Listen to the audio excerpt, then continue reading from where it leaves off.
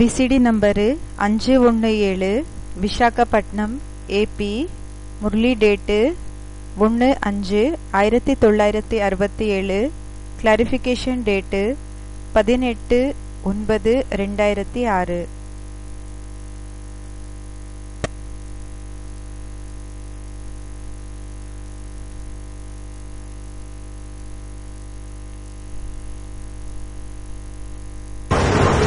एक मई 1967 की चौथे पेज के आदि में बात चल रही थी, गंगा जल का कितना मान रखते हैं। 1 மே 1967 முரளியா இருக்குது. கங்கா ஜல்லத்தினோட கங்கா தண்ணிக்கு எவ்வளவு மகத்துவம் கொடுக்கறாங்க, எவ்வளவு அதுக்கு ரிகார்ட் கொடுக்கறாங்க. और उस गंगा जल में कितना गंद पड़ता रहता है. பிறகு அந்த கங்கா தண்ணில எவ்வளவு அழுக்கு எல்லாமே விழுந்துட்டே இருக்குது.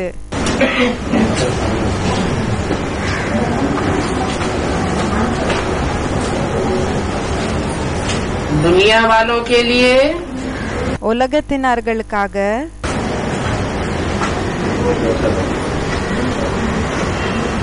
जड़ गंगा जल की बात है. ஜட கங்கா ஜலத்தினோட விஷயமா இருக்கு. और ब्राह्मणों की दुनिया के लिए பிறகு பிராமணர்களோட உலகத்துக்காக चैतन्य गंगा जल की बात है. சைத்தன்ய கங்கா ஜலத்தினோட விஷயமா இருக்கு. चैतन्य गंगा, சைத்தன்ய கங்கா जब चैतन्य ज्ञान सागर के साथ है, எப்போ சைத்தன்ய ஞான சாகர் கூட இருக்குதோ, கடல் கூட, तो पतित पावनी है. அப்போ அவங்க பதித்த பாவனே ஆயிருக்காங்க. क्योंकि पतित पावन बाप की सहयोगी है. ஏன்னா பதித்த பாவன் அப்பாக்கு உதவியாளர் ஆயிருக்காங்க. और जब गंगा नदी का कनेक्शन सागर से टूट जाता है, பிறகு கங்கா நதியினோட கனெக்ஷன் சாகர் கூட கட் ஆயிடுது, கடல் கூட, तो उस गंगा में किचड़ा पड़ता है. அப்போ அந்த கங்கால அழுக்கு என்றது விழுது. पानी में गंद पड़ता रहता है. தண்ணில அழுக்கு விழுந்துட்டே இருக்கும்னு சொல்றாங்க. तो बच्चों को अभी ये खुशी होनी चाहिए அப்போ குழந்தைகளுக்கு இப்போ குஷி ஆகணும், कि हम ज्ञान सागर के पास जाते हैं. நாம ஞான கடல் கிட்ட போகிறோம். कोई किचड़े वाली नदी के पास नहीं जाते हैं. அழுக்கான நதி கிட்ட நாம ஒண்ணு போகிறது இல்ல. कितना फर्क पड़ जाता है. எவ்வளவு வித்தியாசம் என்றது ஏற்படுது. कभी कभी बाबा सोचते हैं சில டைம் பாபா இந்த விஷயத்தை பற்றி யோசிக்கிறாங்க. कि शिव बाबा क्या करे. சிவ பாபா என்ன செய்யுது, जो ये बाबा बड़ा आदमी दिखाई देवे. இந்த பாபா பெரிய ஆள் போல தென்படுறதுக்காக என்ன செய்யுது.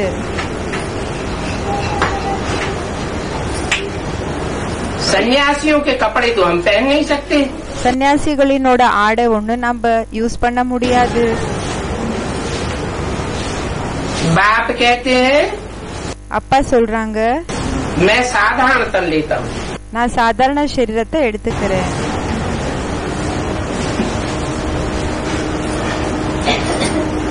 अब बताओ तुम ही बताओ मैं क्या करूँ. நீங்களே சொல்லுங்க, நான் என்ன செய்யட்டும். इस रथ को कैसे सिंगारूं. இந்த ரத்தத்தை எப்படி அலங்காரம் செய்யறது. वो मुसलमान लोग हुसैन की घोड़ी निकालते हैं. அந்த முஸ்லிம்ஸ் என்ன செய்யறாங்கன்னா ஹுசைனினோட குதிரைய வெளிப்படுத்துறாங்க. उस घोड़ी को कितना श्रृंगार करते हैं.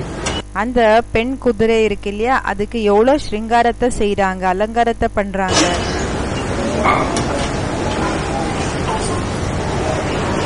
यहाँ ये शिव बाबा का रथ है। இங்க இது சிவ பாபாவினோட ரத்தம் ஆயிருக்கு. उन्होंने फिर बैल बना दिया है। அவங்க எருத காமிச்சிட்டாங்க.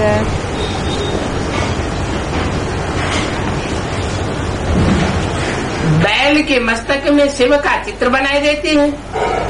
எருதினோட நெற்றி மேல சிவனோட சித்திரத்தை உருவாக்கிடுறாங்க.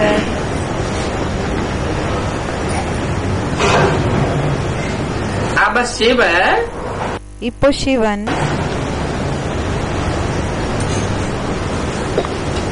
बैल पर कैसे आवेगा? எப்படி எருது மேல வர முடியும்?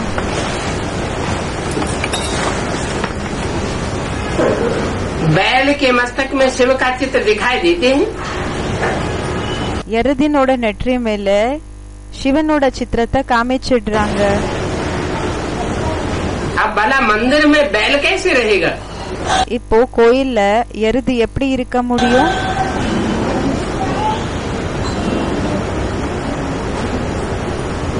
वास्तव में வாஸ்தவத்துல मैं कोई जानवर बैल में नहीं आता हूँ। நான் எருது அப்படின்னா அந்த ஒரு அனிமல் எருது இருக்கு இல்லையா, அதுல ஒண்ணு வருதில்ல. जानवर को सुधारने के लिए नहीं आता हूँ। எருத திருத்துறதுக்காக வருதில்ல. मैं तो मनुष्यों को देवता बनाने आता हूँ। நான் மனிதர்களை தேவதைகளாக ஆக்குறதுக்கு வரேன். ये तो सब भक्ति मार्ग में बातें दिखाई है। இதெல்லாமே பக்தி மார்க்கத்துல விஷயங்களை காமிச்சிருக்காங்க.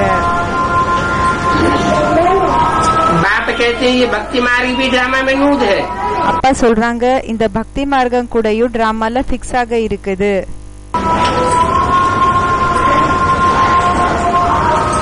वास्तव में ऊंचे ऊंचे धाम है शांति धाम। வாஸ்தவத்துல உயர்ந்ததிலும் உயர்ந்த தாமமா இருக்குது சாந்தி தாமம்.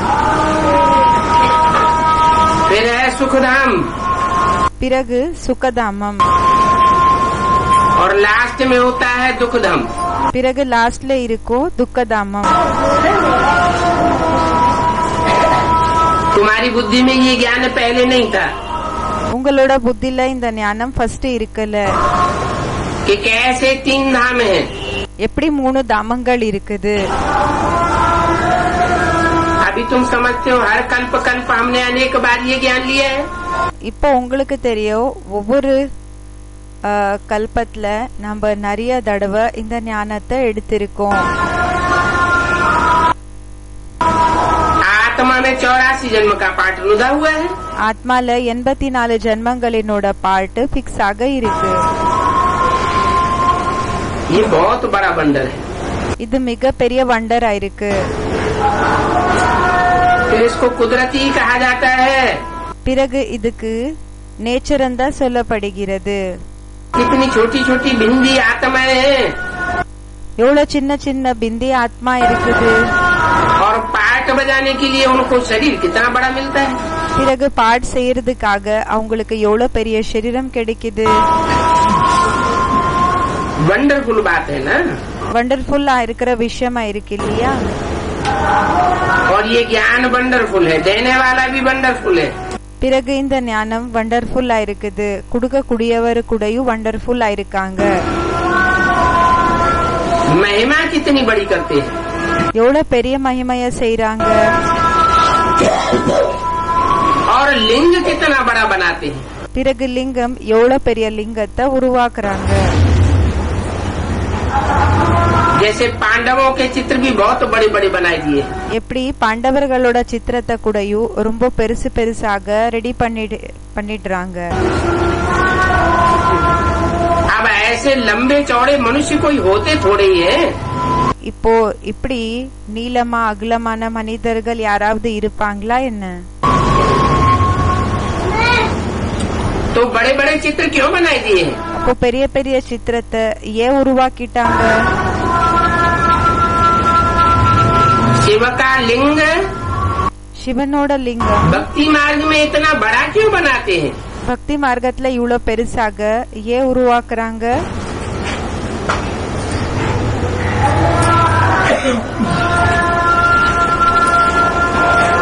कोई तो कारण होगा। ஏதோ காரணம் என்றது இருக்கோ இல்லையா? भक्ति मार्ग में जो भी दिखाया जाता है, பக்தி மார்க்கத்துல ஏதெல்லாம் காமிக்கப்படுகிறதோ वो यादगार मात्र है। அது நினைவார்த்தத்துக்கு மாத்திர இருக்கக்கூடியது. संगम युग की याद है।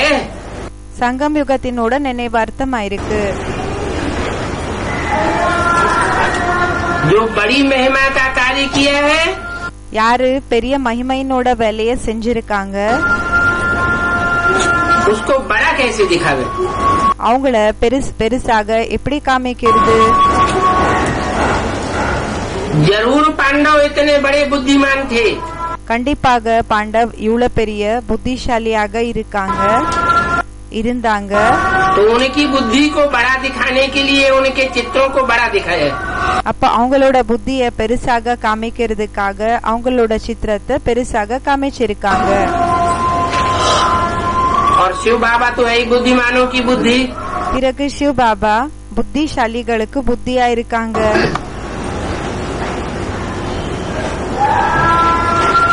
इस वंडरफुल ज्ञान को देने वाला भी वंडरफुल है। இந்த வண்டர்ஃபுல்லான ஞானத்தை கொடுக்க கூடியவர் கூடயும் வண்டர்ஃபுல்லா இருக்காங்க.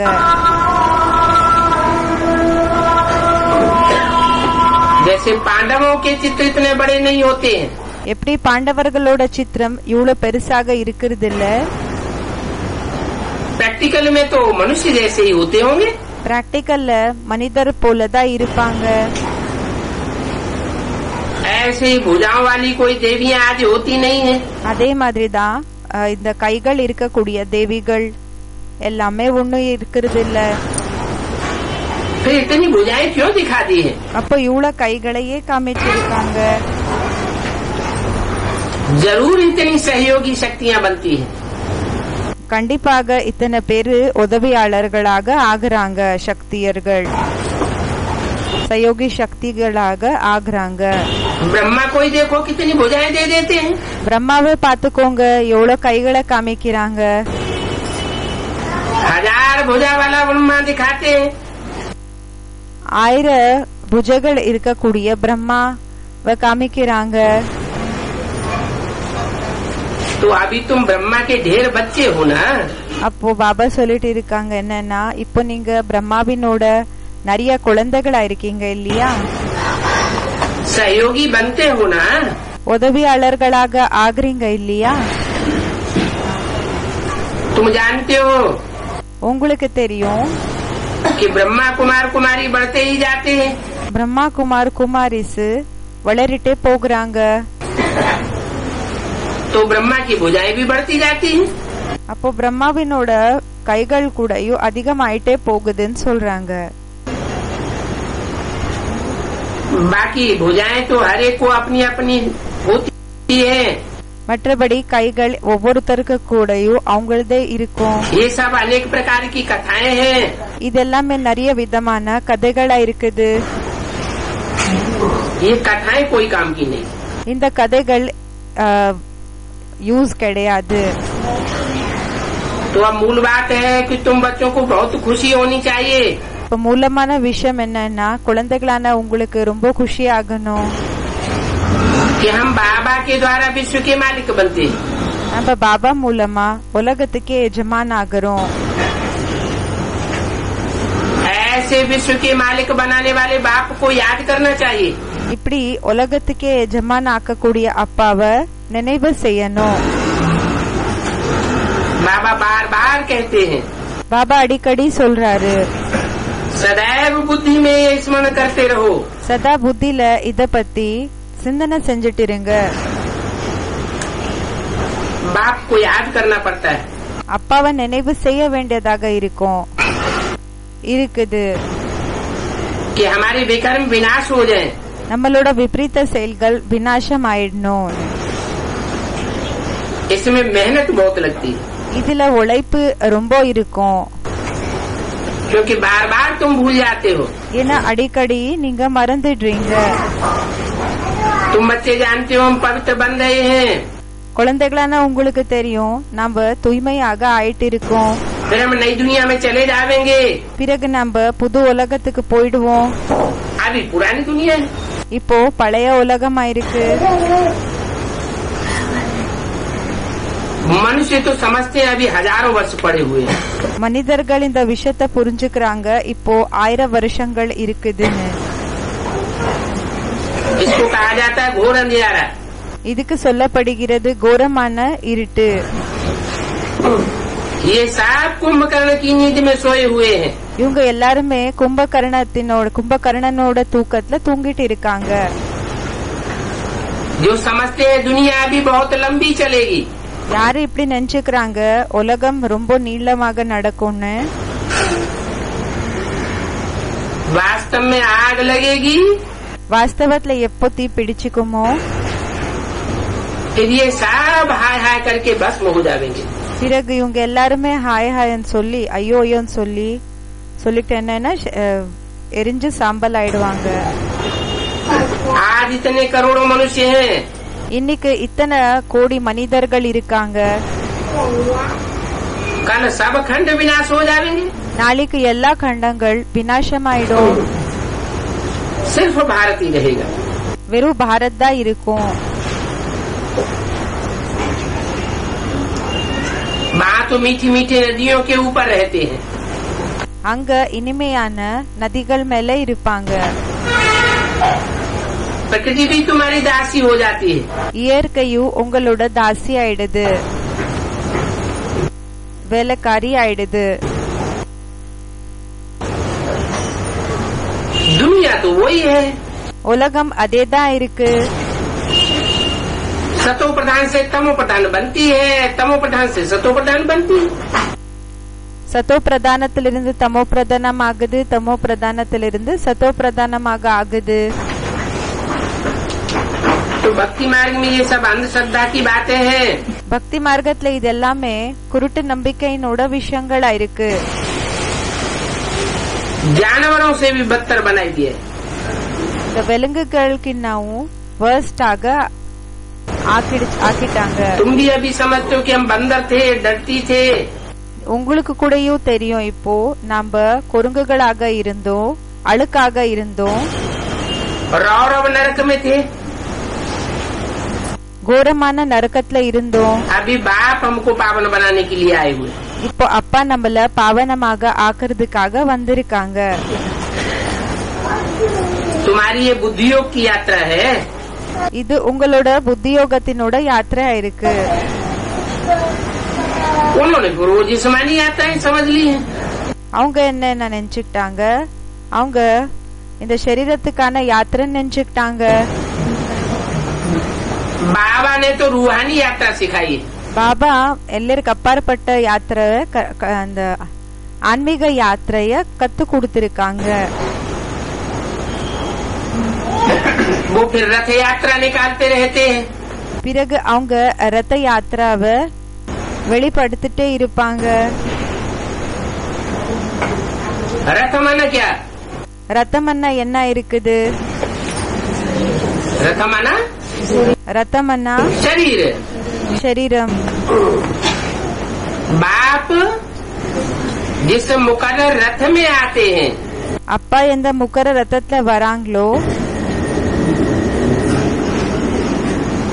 उसकी बात है அவங்களோட விஷயமா இருக்கு. कि ईश्वरीय सेवा के लिए रथ को चक्कर लगाने पड़ते हैं. ஈஸ்வர சேவைக்காக ரத்தத்துக்கு என்னன்னா சுத்த வேண்டியதாக இருக்கும். उन्होंने फिर स्थूल रथ बनाई दिया है. அவங்க ஸ்தூல ரத்தத்தை உருவாக்கிட்டாங்க. वो तथाकथित ब्राह्मण भी रथ यात्राएं निकालते रहते हैं. அந்த பேருக்காக இருக்கக்கூடிய பிராமணர்கள் கூடயும் ரத்த யாத்திராவை வெளிப்படுத்திட்டு இருப்பாங்க. बाप तो कहते हैं அப்பா சொல்றாங்க, इन जिस्मानी यात्राओं से कुछ लेना देना नहीं है. இந்த சரீரத்துக்கான யாத்திரை இருக்கு இல்லையா, இந்த இது கூட குடுக்கல் வாங்கல் என்றது எதுவுமே இல்ல. बाबा ने तो हमें रूहानी यात्रा करना सिखाया है. பாபா நமக்கு ஆன்மீக யாத்திராவை பண்றது கத்து கொடுத்திருக்காங்க. सिर्फ कहते मुझे याद करो तो अंतमते सुगते हो जाएगी। வெறும் சொல்றாங்க என்ன நினைவு செய்யுங்க அப்போ அந்தமத்தே சோகத்தை ஆயிடும்னு சொல்லிட்டு இருக்காங்க. எப்படிப்பட்ட இது இருக்குமோ याद कर கடைசி நேரத்துல எப்படிப்பட்ட ஸ்டேஜ் இருக்குமோ அதே மாதிரி தான் கத்தி ஆகும். करते करते நினைவு செய்ய செய்ய आत्मा पवित्र बन शरीर को छोड़ देगी। ஆத்மா தூய்மையாகி சரீரத்தை விட்டுடும். सतयुग में भी बैठे बैठे आत्मा शरीर छोड़ देती है। சத்தியுகத்துல கூட ஆத்மா உட்கார்ந்து இருக்கிறப்பவே சரீரத்தை விட்டுடும். रोने पीटने अथवा मरने करने का वहाँ नाम नहीं होता है। அங்க அழுகிறது இடிச்சுக்கிற அவசியம் என்றது இருக்கவே இருக்காது. அழுகிற அவசியம் எல்லாமே அங்க இருக்காது. भारत तो अमर लोक था। பாரத் அமர் லோகமாக இருந்தது. ये भी किसी को पता नहीं है। இத பற்றியும் யாருக்குமே தெரியாது. समझते हैं शंकर ने पार्वती को अमर कथा सुनाई। என்ன நினைச்சுக்கிறாங்கன்னா சங்கர் பார்வதிக்கு அமர கதைய சொன்னாங்க. अब एक पार्वती को अमर कथा सुनाई होगी क्या? இப்போ ஒரு பார்வதிக்கு அமர கதைய சொல்லிருப்பாங்களா? किसी को भी पता नहीं है कि यही मृत्यु लोक है। யாருக்குமே தெரியாது இதுதான் மரண லோகம் ஆயிருக்குது. तुम्हारे में भी बहुत बच्चे भूल जाते हैं। உங்கள கூடயும் நிறைய குழந்தைகள் மறந்து போயிடுறாங்க.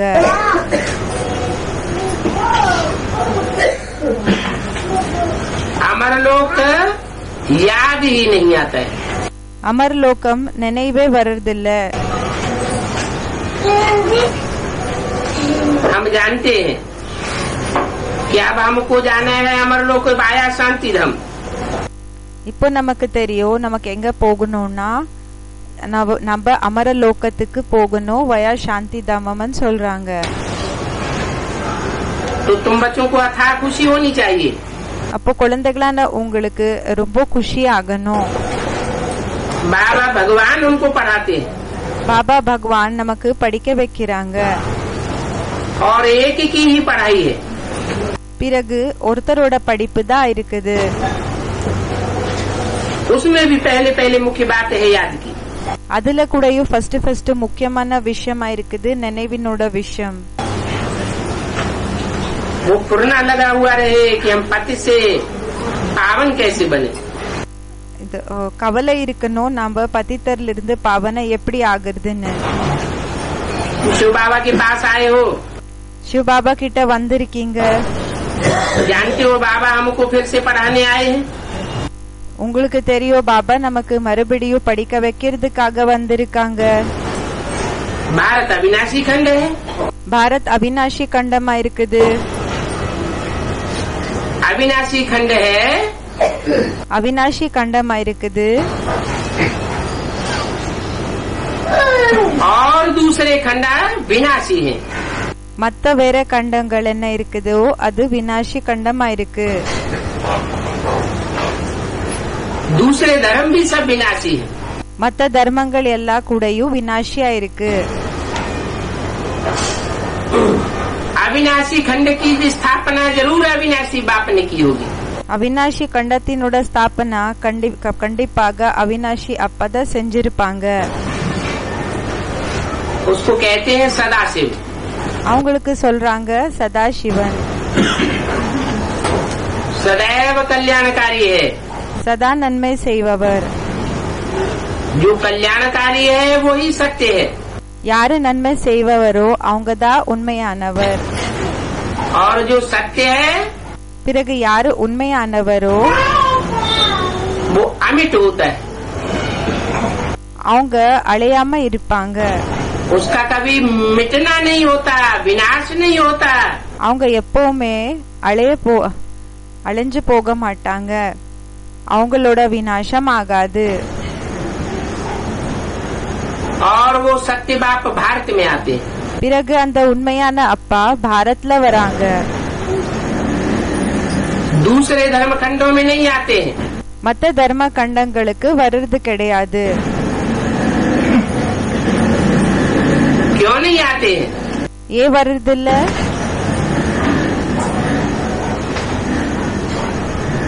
क्योंकि वहाँ झूठ का बोलबाला है। ஏன்னா அங்க பொய் என்றது ஃபேமஸாக இருக்கு. और भारत खंड, பிறகு பாரத கண்டம் भल सब खंडों के मुकाबले अभी पतित बन जाता है। பலே எல்லா கண்டங்களுக்கு ஒப்பிட்டு பார்த்தா இப்போ பतितம் ஆயிடுது. तो भी यहाँ पवित्रता का बड़ा मान है। ஆனாலும் இங்க தூய்மைக்காக ரொம்ப மகத்துவம் இருக்குது. इसलिए शिव बाबा को भी पवित्र धर्म खंड में आना पड़े। அதனாலதான் சிவ பாபாக்கு கூடயும் பதித்த தர்ம கண்டத்துக்கு வர வேண்டியதாக இருக்குது.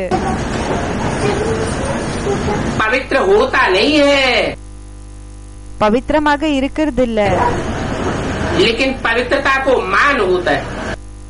ஆனா தூய்மைக்காக ரெஸ்பெக்ட் கொடுப்பாங்க.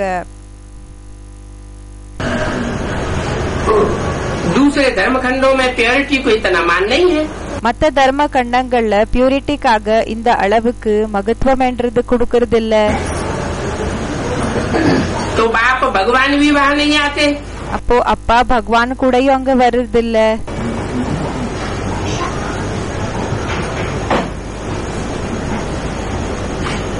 तो तुम्हारा धर्म खंड भारत खंड है। அப்போ உங்களோட தர்ம கண்டம் பாரத கண்டமா இருக்கு. विनाश होगा, எப்போ விநாசம் ஆகுமோ सब धर्म खंड विनाश को पावेंगे। எல்லா தர்ம கண்டம் விநாசத்தை அடையும். क्योंकि उन धर्मों की स्थापना के निमित्त ஏன்னா அந்த தர்மங்களுக்கு ஸ்தாபனை செய்யறதுக்கான நிமித்தம் विनाशी आत्माएं बनती है, விநாசி ஆத்மாக்கள் நிமித்தம் ஆகுறாங்க. जिनके पार्ट का विनाश हो जाता है। யாரோட பார்ட்டோட விநாசம் ஆயிடுது. वो 84 जन्म पार्ट नहीं बजाती, அவங்க 84 ஜென்மங்கள் பாட்ட செய்யறது இல்ல. और भारतवासी पूरे 84 जन्म पार्ट बजाते हैं। பிறகு பாரதவாசிகள் முழுமையாக 84 ஜென்மங்களோட பாட்ட செய்யறாங்க. असत्य का विनाश होता है, அசத்தியத்தினோட விநாசம் ஆகுது, பொய்யோட விநாசம். सत्य का विनाश नहीं होता। உண்மையினோட விநாசம் ஆகாது. गॉड फादर को ट्रूथ फादर कहा जाता है। காட் ஃபாதருக்கு ட்ரூத் காட் ஃபாதர்னு சொல்லப்படுகிறாங்க. सत्य को ही ज्ञान कहा जाता है। சத்தியத்துக்கு தான் ஞானம்னு சொல்லப்படுகிறது. तो बाप आकर सद्धर्म की स्थापना करते हैं। அப்ப அப்பா உண்மையான தர்மத்தை ஸ்தாபனை செய்யறாங்க. जिस धर्म खंड में सद्धर्म की स्थापना होती है, எந்த தர்ம கண்டத்துல சத்தர்மத்தினோட ஸ்தாபனை நடக்குதோ वो भारत खंड अविनाशी खंड है। அந்த பாரத கண்டம் அவிநாசி கண்டமா இருக்கு.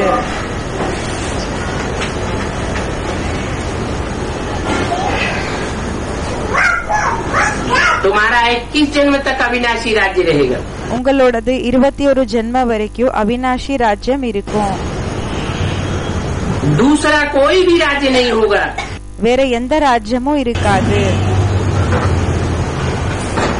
आत्मा का भी समझाया है ஆத்மா பற்றியும் புரிய வச்சிருக்காங்க. कि आत्मा कैसे बिंदी है। ஆத்மா எப்படி பிந்தியா இருக்குது. कोई को बिंदी का साक्षात्कार हो जावे तो कुछ समझेंगे नहीं। இப்போ ஒருத்தருக்கு பிந்தியினோட சாட்சாத்காரம் ஆச்சுன்னா அவங்களால புரிஞ்சுக்க முடியாது. समझो किसी को कृष्ण का साक्षात्कार हुआ। ஃபார் எக்ஸாம்பிள் இப்போ யாருக்கோ கிருஷ்ணனோட சாட்சாத்காரம் ஆச்சு. अल्पकाल के लिए खुशी हो जाती है, கொஞ்ச நேரத்துக்காக குஷி ஆயிடுது. उस साक्षात्कार से कोई मुक्ति जीवन मुक्ति नहीं मिल सकती। அந்த சாட்சாத்காரம் மூலமா முக்தி ஜீவன் முக்தி ஒன்னும் கிடைக்காதுன்னு சொல்றாங்க.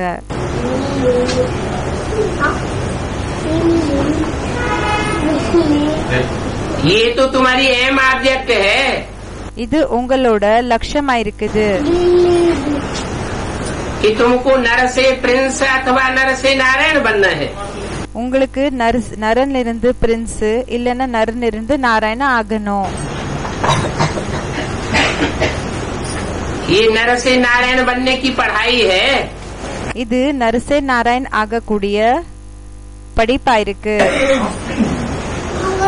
उठते बैठते बाप को और चक्र को याद करो. உட்கார்றப்போ எஞ்சுக்கிறப்போ அப்பாவை பிறகு சக்கரத்தை நினைவு செய்யுங்க.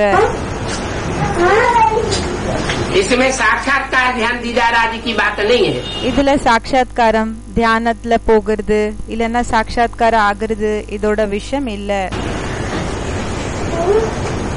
जिनको ध्यान दीदार की आस रहती है, யாருக்கு தியானத்துக்கு போகணும் டிரான்ஸுக்கு போகணும் சாட்சாத்காரம் ஆகணும் என்ற ஆசை இருக்குமோ समझो उनकी बुद्धि में ज्ञान नहीं बैठा है.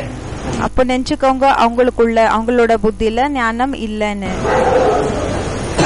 वो अल्पकाल की खुशी होती है. அது கொஞ்ச நேரத்துக்கான குஷி இருக்கும்னு சொல்றாங்க. और तुम्हारी बुद्धि में ज्ञान बैठा है, பிறகு உங்களோட புத்தியில ஞானம் உட்கார்ந்து இருக்கு, तो तुमको सदा काल की खुशी होती है. அப்ப உங்களுக்கு சதா காலத்துக்கான குஷி இருக்கும். अच्छा அச்சா. ओम शांति. ஓம் சாந்தி.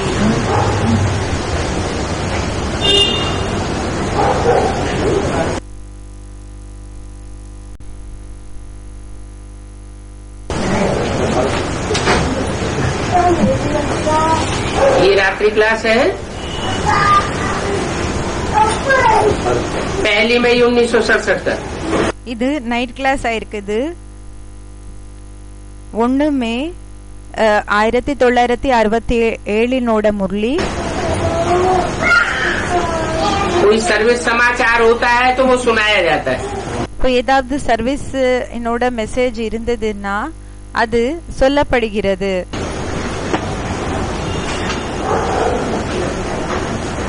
सर्विस समाचार सुनने से சர்வீஸினோட சமாச்சாரத்தை கேட்கறதுனால செய்திய கேட்கறதுனால बच्चों के अंदर उमंग उत्साह बढ़ता है. குழந்தைகளுக்குள்ள ஊக்கம் உற்சாகம் என்றது அதிகமாகுது. नया ज्ञान है, नई सेवा है. புது ஞானமா இருக்குது, புது சேவை இருக்குது. तो लोगों की बुद्धि में जल्दी बैठता नहीं है. அப்போ ஜனங்களினோட புத்தியில சீக்கிரமாக உட்கார்றது கிடையாது. अगर कोई की बुद्धि में बैठता है, ஒருவேளை யாரையாவது புத்தியில உட்காருதுன்னா யார் புத்தியிலனாவது உட்காருதுன்னா तो कहते हैं सेवा हुई. அப்போ சொல்லப்படுகிறது சேவை ஆச்சு. अपने ब्राह्मण धर्म वाले जो होंगे उनको तो बहुत खुशी होगी. யாரு தன்னோட பிராமண பரிவாரத்தினர்களாக இருப்பாங்களோ அவங்களுக்கு ரொம்ப குஷியாகும். ये नई नई बातें सुनने से. இந்த புது புது விஷயங்களை கேட்கறதுனால.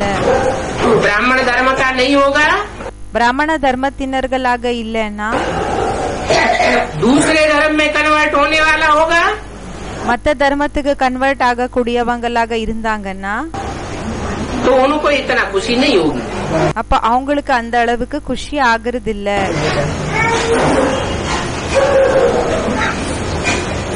बाप कोई ज्यादा तकलीफ नहीं देते. அப்பா ஒண்ணு அதிக கஷ்டம் ஒண்ணு கொடுக்கறது இல்ல. बाप को रहम दिल कहा जाता है. அப்பாக்கு ரஹம்திலன் சொல்லப்படுகிறாங்க. அப்படின்னா யாருக்கு கருணை இருக்கக்கூடிய மனசு இருக்குமோ மனது அவங்களுக்கு சொல்வாங்க ரஹம்தில். बाप तो आते ही हैं जो कि बिचारी अहिल्याएं कुब्जाएं आती हैं. அப்பா வருதே.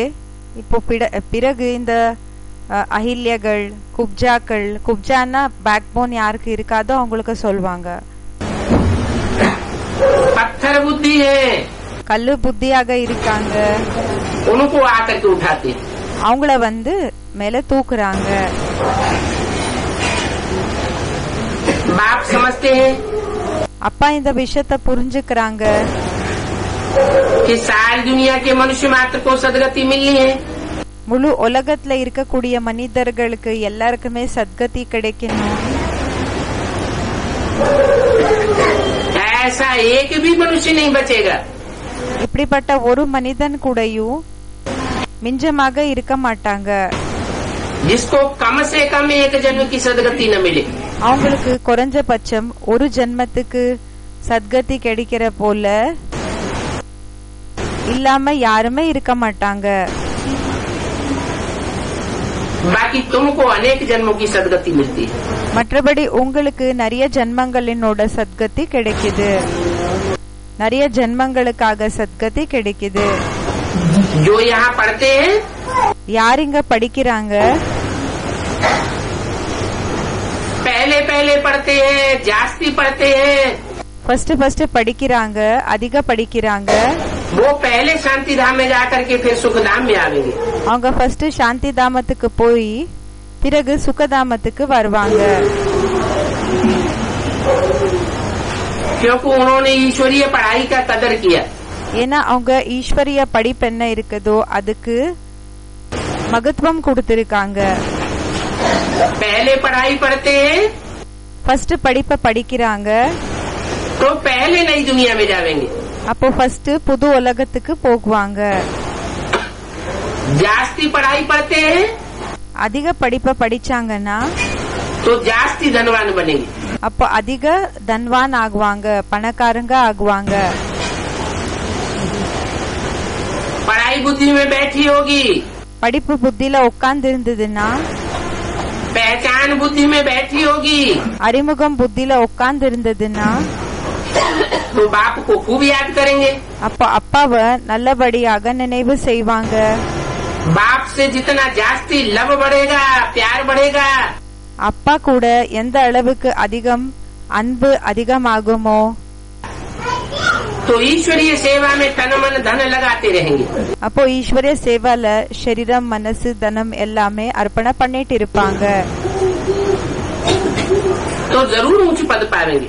அப்போ கண்டிப்பாக உயர்ந்த பதவியை அடைவீங்க. तुम यहाँ आए ही हो पढ़ने के लिए. நீங்க இங்க வந்திருக்கிறதே படிப்ப படிக்கிறதுக்காக. जिनको पढ़ना होगा யாருக்கு படிக்கணும்னு இருக்குமோ वो आपे ही आवेंगे. அவங்க தானாவே வருவாங்க. उनको बार बार बुलाने करने की दरकार नहीं है. அவங்களுக்கு அடிக்கடி கூப்பிடுற அவசியம் அதெல்லாம் ஒண்ணுமே இல்ல. तुमको बस यही तात लगी रहे உங்களுக்கு வெறும் இந்த ஒரு ஆர்வம் தான் இருக்கணும், இது செஞ்சுதான் ஆகணும்ன்றது இருக்கணும். कि हम सतो प्रधान कैसे बने. நம்ம சத்தோ பிரதானமாக எப்படி ஆகிறது? हम सतो प्रधान बनेंगे நாம சத்தோ பிரதானமாக ஆகணும்னா तो हमारे संसर्ग संपर्क में आने वाली जो भी आत्माएं होंगी, நம்மளோட தொடர்புல வரக்கூடிய யாரெல்லாம் ஆத்மாக்கள் இருக்காங்க वो ऑटोमेटिक सतो प्रधान बनेंगे. அவங்க ஆட்டோமேட்டிக்காக சத்தோ பிரதானமாக ஆயிடுவாங்க. बहुत बोल बोल करने की भी दरकार नहीं पड़ेगी. ரொம்ப பேசுற அவசியம் கூடயும் இருக்காது. उनको कहा कहीं धक्के खिलाने की भी बात नहीं है. அவங்களுக்கு எங்க கூடயும் இடிச்சுக்கிற அவசியம் கூடயும் இருக்கிறது இல்ல. तो ये तात लगी रहे. இடிய வைக்கிற அவசியமும் இருக்கிறது இல்ல. அப்போ இந்த இது செஞ்சுதான் ஆகணும்ன்றது இருக்கணும். कि हम पहले पहले विष्णुपुरी का मालिक कैसे जाकर के बने. நாம ஃபர்ஸ்ட் விஷ்ணுபுரிக்கு எஜமானாக எப்படி ஆகிறது? दुनिया भर में और किसी को ये तात नहीं लगी हुई. உலகத்துல வேற யாருக்குமே இப்படி செய்யணும் என்றது இப்படிப்பட்ட இன்ட்ரெஸ்ட் என்றது யாருக்குமே இல்லன்னு சொல்றாங்க. तुम बच्चों को ऐसी पढ़ाई मिल रही है குழந்தைகளான உங்களுக்கு அப்படிப்பட்ட படிப்பு கிடைச்சிட்டு இருக்கு कि तुम्हारी बुद्धि में तात लगी हुई है. உங்களோட புத்தில இந்த இன்ட்ரெஸ்ட்ன்றது ஏற்பட்டிருக்கு. तुमसे बहुत पूछते हैं உங்களை நிறைய பேர் கேக்குறாங்க, कि सबूत दो. நமக்கு ப்ரூஃப கொடுங்க. क्या सबूत है என்ன ப்ரூஃப் இருக்கு? कि भगवान आया हुआ है. பகவான் வந்திருக்காங்க என்றதுக்கான ப்ரூஃப் என்ன இருக்கு? तो कहो அப்போ சொல்லுங்க. इतने ढेर ब्रह्मा कुमार कुमारी இவ்வளோ ஏராளமான பிரம்மா குமார் குமாரிஸ் अपन को ब्रह्मा कुमार कुमारी कहते हैं, யாரு தன்னை பிரம்மா குமார் குமாரிஸ்ன்னு சொல்றாங்க. तो कोई अंधश्रद्धा से थोड़ी बने. அப்போ குருட்டு நம்பிக்கை மூலமா ஆயிருக்கீங்களா என்ன?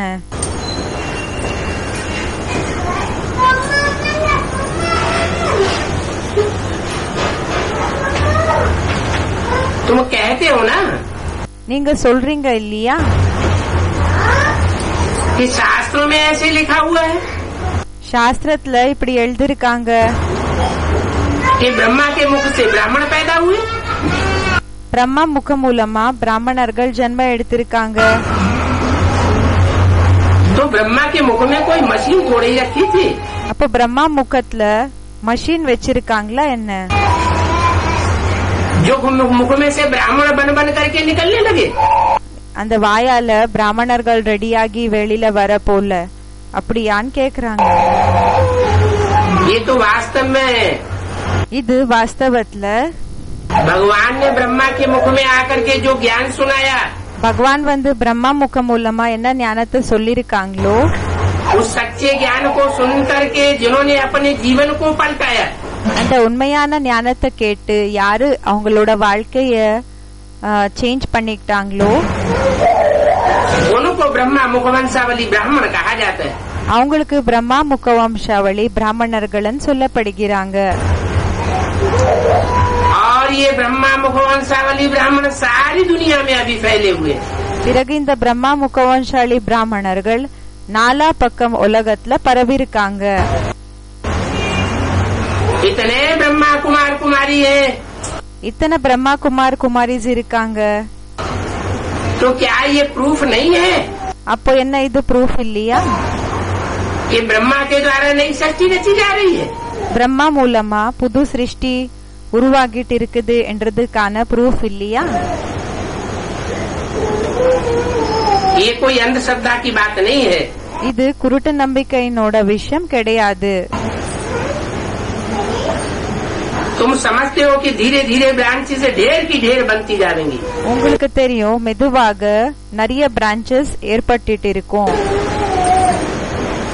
बाप तो कहते हैं गली गली में स्वर्ग आश्रम बोलो. அப்பா சொல்றாங்க ஒவ்வொரு ஸ்ட்ரீட்ல கூடயும் ஸ்வர்க ஆசிரமத்தை ஓபன் பண்ணுங்க. हर गली में स्वर्ग आश्रम बना हुआ हो. ஒவ்வொரு ஸ்ட்ரீட்ல கூடயும் என்னன்னா ஸ்வர்க ஆசிரம் உருவாகிட்டு இருக்கணும்.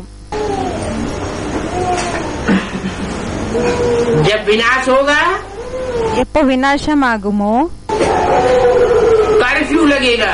கர்ஃபியூ ஏற்படும் போடுவாங்க. दूर दूर आने जाने नहीं देंगे. தூர தூரமாக போகிறதுக்கு வர்றதுக்காக விட மாட்டாங்க. हर गली में आश्रम होगा. ஒவ்வொரு ஸ்ட்ரீட்ல கூடயும் ஆசிரமம் இருந்ததுன்னா तो एक दरवाजे से निकले और दूसरे दरवाजे में घुस गए. அப்போ ஒரு டோர்ல இருந்து வெளியில வந்தாங்க, இன்னொரு டோர்ல இருந்து உள்ள போயிட்டாங்க, இன்னொரு டோருக்குள்ள நுழைஞ்சிட்டாங்க. सबका क्लास कंटिन्यू बने रहेगा. எல்லாரோட கிளாஸ் கூட அப்படியே தொடர்ந்து இருக்கும்னு சொல்றாங்க. அந்த அட்டெண்ட் ஆயிட்டு இருப்பாங்க. तुम्हारी पढ़ाई टूटेगी नहीं. உங்களோட படிப்பு பிரேக் ஆகாது. स्वर्ग में जाने के लिए युक्ति तो निकालनी है. ஸ்வர்கத்துல போகிறதுக்காக யுக்தி என்றது ஏற்படுத்தணும். संग का रंग तो बनाना पड़े. சாங்கத்தினோட சாயம் என்றது ஏற்படுத்திக்கணும். कहते हैं संग तारे कुसंग बोरे. சொல்லவும் செய்யறாங்க நல்ல சாங்கத்தினோட சாயம் மூலமா நமக்கு நாம கடந்து போயிடுவோம், கெட்ட சாங்கத்தினோட சாயம் மூலமா நாம மூழ்கி போயிடுவோம். विनाश की हाय हाय के बीच में விநாசத்தினோட ஹாய் ஹாயினோட நடுவுல अगर हमारी पढ़ाई की तांत टूट जाएगी, ஒருவேளை நம்ம படிப்பினோட இன்ட்ரெஸ்ட் உடைஞ்சு போயிடுச்சுன்னா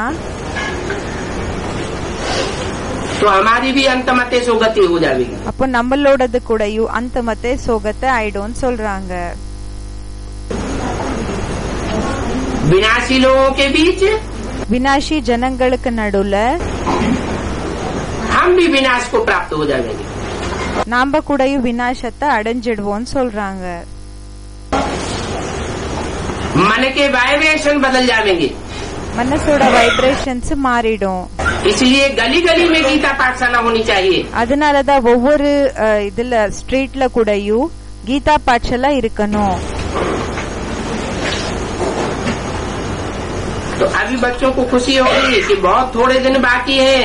இப்போ குழந்தைகளுக்கு குஷி ஆகுது, ரொம்ப கொஞ்ச நேரம் தான் மிஞ்சமாக இருக்கு. हम पुरुषार्थ करते हैं पुरानी दुनिया से मरने के लिए। நம்ம புருஷார்த்தத்தை செய்யறோம் பழைய உலகத்திலிருந்து இறந்து போகிறதுக்காக. और जीते जी मरते हैं। பிறகு உயிரோட இருந்தாலும் இறந்து போகிறோம். तुम बच्चे जानते हो कि हमें भी शिव बाबा के बने। குழந்தைகளான உங்களுக்கு தெரியும் இப்ப நம்ம சிவபாபாவோட குழந்தைகள் ஆயிருக்கோம். हम और कोई की सुनने वाले नहीं है। நாம வேற யாரோட பேச்சு கூடயும் கேட்க கூடியவங்க இல்ல. हमारे लिए एक शिव बाबा दूसरा न कोई। நமக்காக ஒரு சிவபாபா தவிர வேற யாருமே கிடையாது. ऊंचते ऊंच बाप जैसी गोद, உயர்ந்ததிலும் உயர்ந்த அப்பா போல மடிலு, அவரோட மடில் போல और कोई की नहीं हो सकती। வேற யாரோடது கூடயும் இருக்க முடியாது. तो ऐसे बाप की गोद बच्चों को मिलनी चाहिए। அப்போ இப்படிப்பட்ட அப்பாவோட மடியிலன்றது குழந்தைகளுக்கு கிடைக்கணும். शिव बाबा कहते हैं मैं तो निराकार हूँ। சிவபாபா சொல்றாங்க நான் நிராகாரா இருக்கேன்.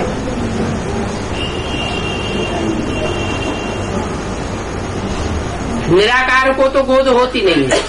நிராகாரனுக்கு மடிலன்றது இருக்கிறது இல்ல. तो वो निराकार जिस तन में भी प्रवेश करता है, அப்போ அந்த நிராகார் எந்த சரீரத்துல பிரவேசம் செய்யறாங்களோ मुकर्रर रूप से पार्ट बजाता है। முக்கர ரூபத்துல பாட்ட செய்யறாங்க. उस गोद के तुम बच्चे बनते हो। அந்த மடிலுக்கு நீங்க குழந்தைகள் ஆகுறீங்க. मैं निराकार किसी को गोद कैसे दूंगा? நான் நிராகார் இப்போ ஒருத்தருக்கு மடிலன்றது எப்படி கொடுப்பேன்? அப்படின்னா நான் எப்படி தத்தெடுத்துப்பேன்? यह भी टेम्पररी शरीर लिया है। இது கூடயும் டெம்பரரி சரீரத்தை எடுத்திருக்கேன். कौन सा? யாரோடது? ब्रह्मा का भी टेम्पररी शरीर लिया है, आज है कल। பிரம்மாவோட சரீரம் கூடயும் டெம்பரரி ரூபத்துல எடுத்திருக்கேன். இன்னைக்கு இருக்கு, நாளைக்கு कल नहीं रहेगा। நாளைக்கு இருக்காது.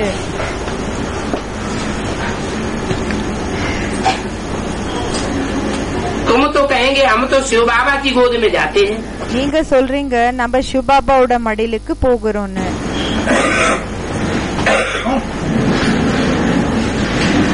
क्या समझना है? என்ன நினைச்சுக்கணும்? ब्रह्मा की गोद में आए हो பிரம்மாவோட மடிலுக்கு வந்திருக்கீங்களா या शिव बाबा की गोद में आए हो? இல்லன்னா சிவபாபாவோட மடிலுக்கு வந்திருக்கீங்களா? अगर समझते हैं हम ब्रह्मा की गोद में आए हैं, ஒருவேளை இப்படி நினைச்சுக்கிட்டீங்க நம்ம பிரம்மாவோட மடிலுக்கு வந்திருக்கோம்னு, तो ब्रह्मा का ही संग का रंग लगेगा। அப்போ பிரம்மாவோட சாங்கத்தினோட சாயம் தான் ஏற்படும். जो ब्रह्मा की गति होती है, பிரம்மாவினோட வழி என்ன ஆகுதோ, பிரம்மாக்கு என்ன வழி கிடைக்குதோ, கதி கிடைக்குதோ, वो गोद लेने वाले की भी गति बन पड़ेगी। யாரு அவங்களோட மடிலுக்கு போகிறாங்க இல்லையா அவங்களது கூடயும் இதே மாதிரி தான் கத்தி ஆகும். ब्रह्मा का हार्ट फेल हुआ பிரம்மாக்கு ஹார்ட் அட்டாக், ஹார்ட் ஃபெயில் ஆயிடுச்சு. तो गोद लेने वाले को भी ब्रह्मा की गोद याद आएगी। அப்ப யாரு அந்த மடிலுக்கு போகிறாங்க அவங்களுக்கு கூடயும் பிரம்மாவோட நினைவு தான் வரும். उनका भी हार्ट फेल होने लग पड़ता है। அவங்களுக்கு கூடயும் ஹார்ட் ஃபெயில் ஆகிறதுக்கு ஸ்டார்ட் ஆயிடும். इसलिए बोला है सब ब्रह्मा का चित्र भी नहीं रखना है। அதனாலதான் சொன்னாங்க இந்த பிரம்மாவோட சித்திரத்தையும் வைக்க கூடாதுன்னு. ये तो टेम्पररी रथ है, இது டெம்பரரி ரத்தமா இருக்கு, मुकर्रर रथ नहीं है। முக்கர ரத்தம் கிடையாது. तुम्हें तो मुकर्रर संघ का रंग चाहिए। உங்களுக்கு முக்கரர் சாங்கத்தினோட சாயம் என்றது தேவை இருக்கு.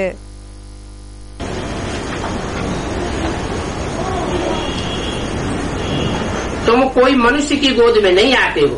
நீங்க எந்த மனிதனோட மடிலுக்கு கூடயும் வர்றது கிடையாது. तुम्हारी बुद्धि में रहता है உங்களோட புத்தியில இருக்கும் कि हम जिसकी गोद में जाते हैं वो है सुप्रीम फादर। நம்ம யாரோட மடிலுக்கு போகிறோமோ அவங்க இருக்காங்க supreme god father, supreme teacher supreme teacher, और सुप्रीम गुरु। பிறகு சுப்ரீம் குரு. वो सदगुरु है, सदगति करने वाला। அவங்க சத்குரு ஆயிருக்காங்க, சத்கத்திய கொடுக்க கூடியவர்.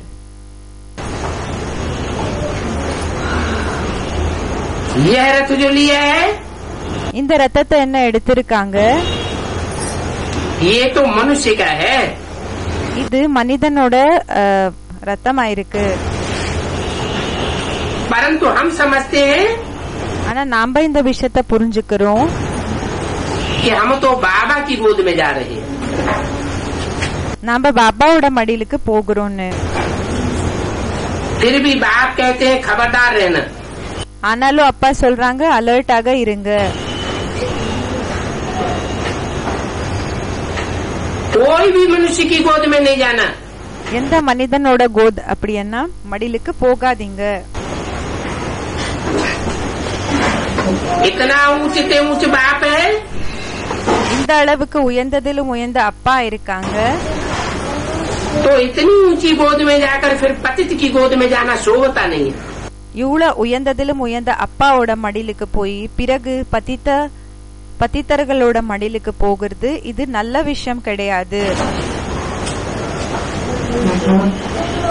बाप का बन அப்பாவோட குழந்தை ஆனதுக்கு பிறகு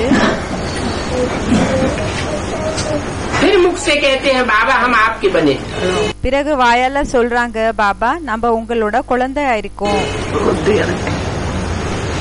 इतने ढेर बच्चे होंगे, இத்தனை நிறைய குழந்தைகள் இருப்பாங்க. तो ढेर के ढेर बच्चों को कहाँ तक गोद में लेते रहेंगे। இப்ப நிறையதிலும் நிறைய குழந்தைகளை எப்போ வரைக்கும் மடியில உட்கார வச்சுட்டு இருப்பாங்க. तो ये बुद्धि से समझने की बात है। அப்போ இது புத்தி மூலமா புரிஞ்சுக்கிற விஷயங்களா இருக்கு. कि बाबा अब हम आपकी गोद में आए। பாபா இப்ப நாம உங்களோட மடிலுக்கு வந்திருக்கோம். तो आगे चल करके यह गोद लेना भी बंद हो जाएगा। வருங்காலத்துல இப்போ மடியில உட்கார வைக்கிறது கூடயும் நிறுத்திடுவாங்க. ये कोई स्थूल गोद की बात नहीं है। இது ஸ்தூலமான மடிலினோட விஷயம் கிடையாது. तुम्हारी तो याद की गोदी है। உங்களோடது நினைவினோட மடிலா இருக்கு.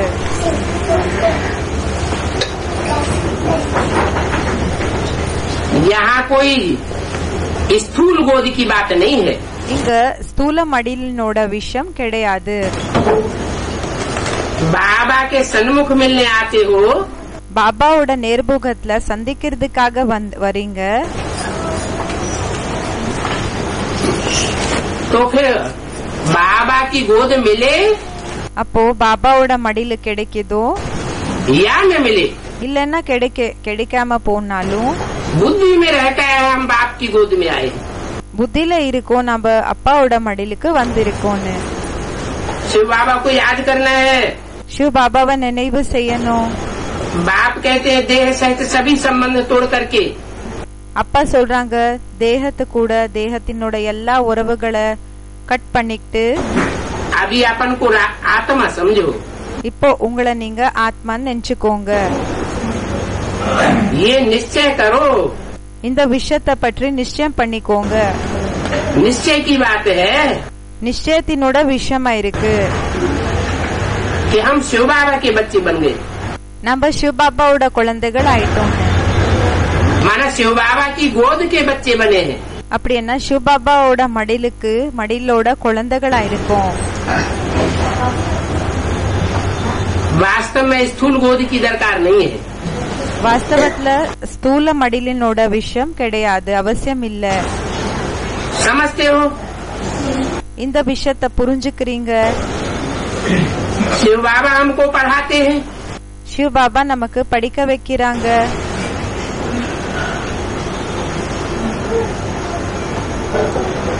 वर्षा हम लेंगे ही। சொத்து நம்ம எடுத்துக்கதான் செய்வோம்.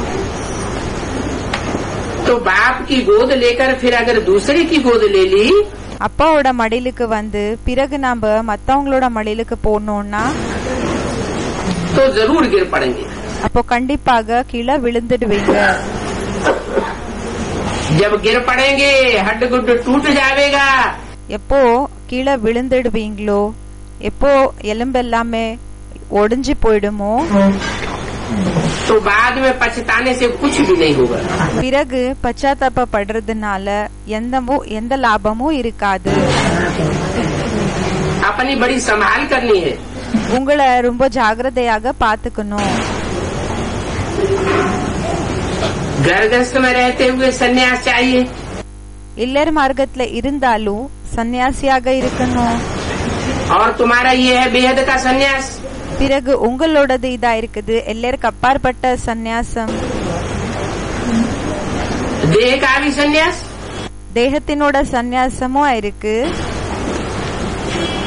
ये देह भी ईश्वरीय सेवा में, இந்த தேகம் கூடயும் ஈஸ்வரிய சேவைல इतनी स्वाहा करना है எந்த அளவுக்கு ஸ்வாகா செய்யணும்னா कि देह देह महसूस न हो। இந்த தேகம் தேகம் என்ற ரூபத்துல அனுபவமே ஆகக்கூடாது. यही मेहनत है। இதுதான் உழைப்புன்னு சொல்றாங்க. இதுலதான் உழைப்பு இருக்கு. सारा मदार योग पर है। எல்லா ஆதாரம் யோகம் மேல இருக்கு. याद अच्छी होगी, நினைவு நல்லபடியாக இருந்ததுன்னா, तीखी याद होगी, தீவிரமான நினைவாக இருந்ததுன்னா, तो भर शरीर कैसा भी हो, அப்போ பல்லே சரீரம் எப்படி இருந்தாலும் சரி, आत्मा जो पावरफुल बनेगी, ஆத்மா என்ன பவர்ஃபுல் ஆகுதோ वो पावर की स्टेज, அந்த பவரினோட ஸ்டேஜ் सारी सेवा कराती रहेगी। முழு சேவைய செய்ய வச்சுட்டே இருக்கும்னு சொல்றாங்க. अभी तुम जो ज्ञान पाते हो, இப்ப நீங்க என்ன ஞானத்தை அடைகிறீங்க, वो ज्ञान बाद में भूल जाएगा। அந்த ஞானம் பிறகு மறந்து போயிடுவீங்க. ज्ञान क्यों भूल जाएगा? ஏன் ஞானத்தை மறந்துடுவீங்க?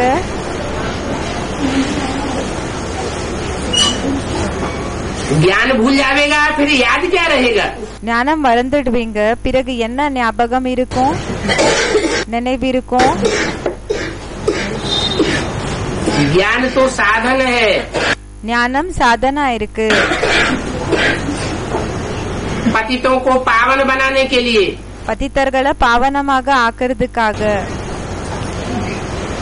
परमात्मा बाप का परिचय देने के लिए, பரமாத்மா அப்பாவோட அறிமுகத்தை கொடுக்கறதுக்காக, परमात्मा बाप जो पतित पावन है, பரமாத்மா அப்பா யாரு பதித்த பாவனா இருக்காங்க उसे याद करने के लिए, அவங்கள நினைவு செய்யறதுக்காக. जब परमात्मा बाप से बुद्धि योग टिक जाता है, எப்போ பரமாத்மா அப்பா கூட புத்தியோகம் என்றது நிலைச்சிடுமோ, तो फिर ज्ञान की दरकार नहीं। பிறகு ஞானத்தினோட அவசியம் இருக்காது. प्रैक्टिस पक्की हो गई। பிராக்டிஸ் பக்கா ஆயிடுச்சு. एक बाप, ஒரு அப்பா தவிர दूसरा न कोई। வேற யாருமே கிடையாது. तो ये ज्ञान माताओं के लिए तो बहुत सहज है। அப்போ இந்த ஞானம் மாதாக்களுக்காக ரொம்ப சகஜமானதுன்னு சொல்றாங்க. और कुमारियों के लिए तो और ही सहज है। பிறகு குமாரிகளுக்கு இன்னமும் சகஜமானதுன்னு சொல்றாங்க. कुमारों के लिए भी सहज है। குமார்ஸ்காக கூடயும் சகஜமானதா இருக்கு. फिर भी कहेंगे कुमारियों के लिए तो बहुत सहज है। ஆனாலும் சொல்வாங்க குமாரிஸ்காக ரொம்ப சகஜமானதுன்னு சொல்லி. क्योंकि कुमारियों को कोई बंधन नहीं होता। ஏன்னா குமாரிகளுக்கு எந்த விதமான பந்தனமும் இருக்காது. कुमारियां निर्बंधन होती है। குமாரிகள் பந்தன இல்லாதவங்களாக இருப்பாங்க. माताओं को तो फिर भी बंधन होता है। அப்படி பார்த்தா மாதாக்களுக்கு பந்தனம் இருக்கும். यहाँ तुम आते हो ज्ञान सागर परमपिता परमात्मा के पास। இங்க நீங்க ஞான கடல் பரம்பிதா பரமாத்மா கிட்ட வரீங்க. जो तुमको राजयोग सिखाते हैं। யாரு உங்களுக்கு ராஜயோகத்தை கத்து கொடுக்கறாங்க? यह राजयोग बाप के सिवाय और कोई मनुष्य मात्र नहीं सिखा सकता। இந்த ராஜயோகம் அப்பா தவிர வேற எந்த மனிதர்கள் கூடயும் கத்து கொடுக்க முடியாது. जो बाप बीज है, எந்த அப்பா விதையா இருக்காங்க वो सत्य है அவங்க உண்மையானவர் ஆயிருக்காங்க. और चैतन्य भी है। பிறகு சைத்தன்யமா கூடயும் இருக்காங்க. सारी मनुष्य सृष्टि का बीज है। முழு மனித சிருஷ்டிக்கு விதையா இருக்காங்க. बीज बाप को कहा जाता है।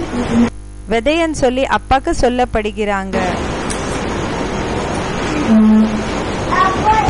वो परम पिता है। அவங்க பரம்பிதா இருக்காங்க. वो सबका बाप है। அவங்க எல்லாருக்குமே அப்பா இருக்காங்க. और वो सत्य भी है। பிறகு அவங்க உண்மையானவர் கூடயும் இருக்காங்க. और इस दुनिया में सब असत्य है।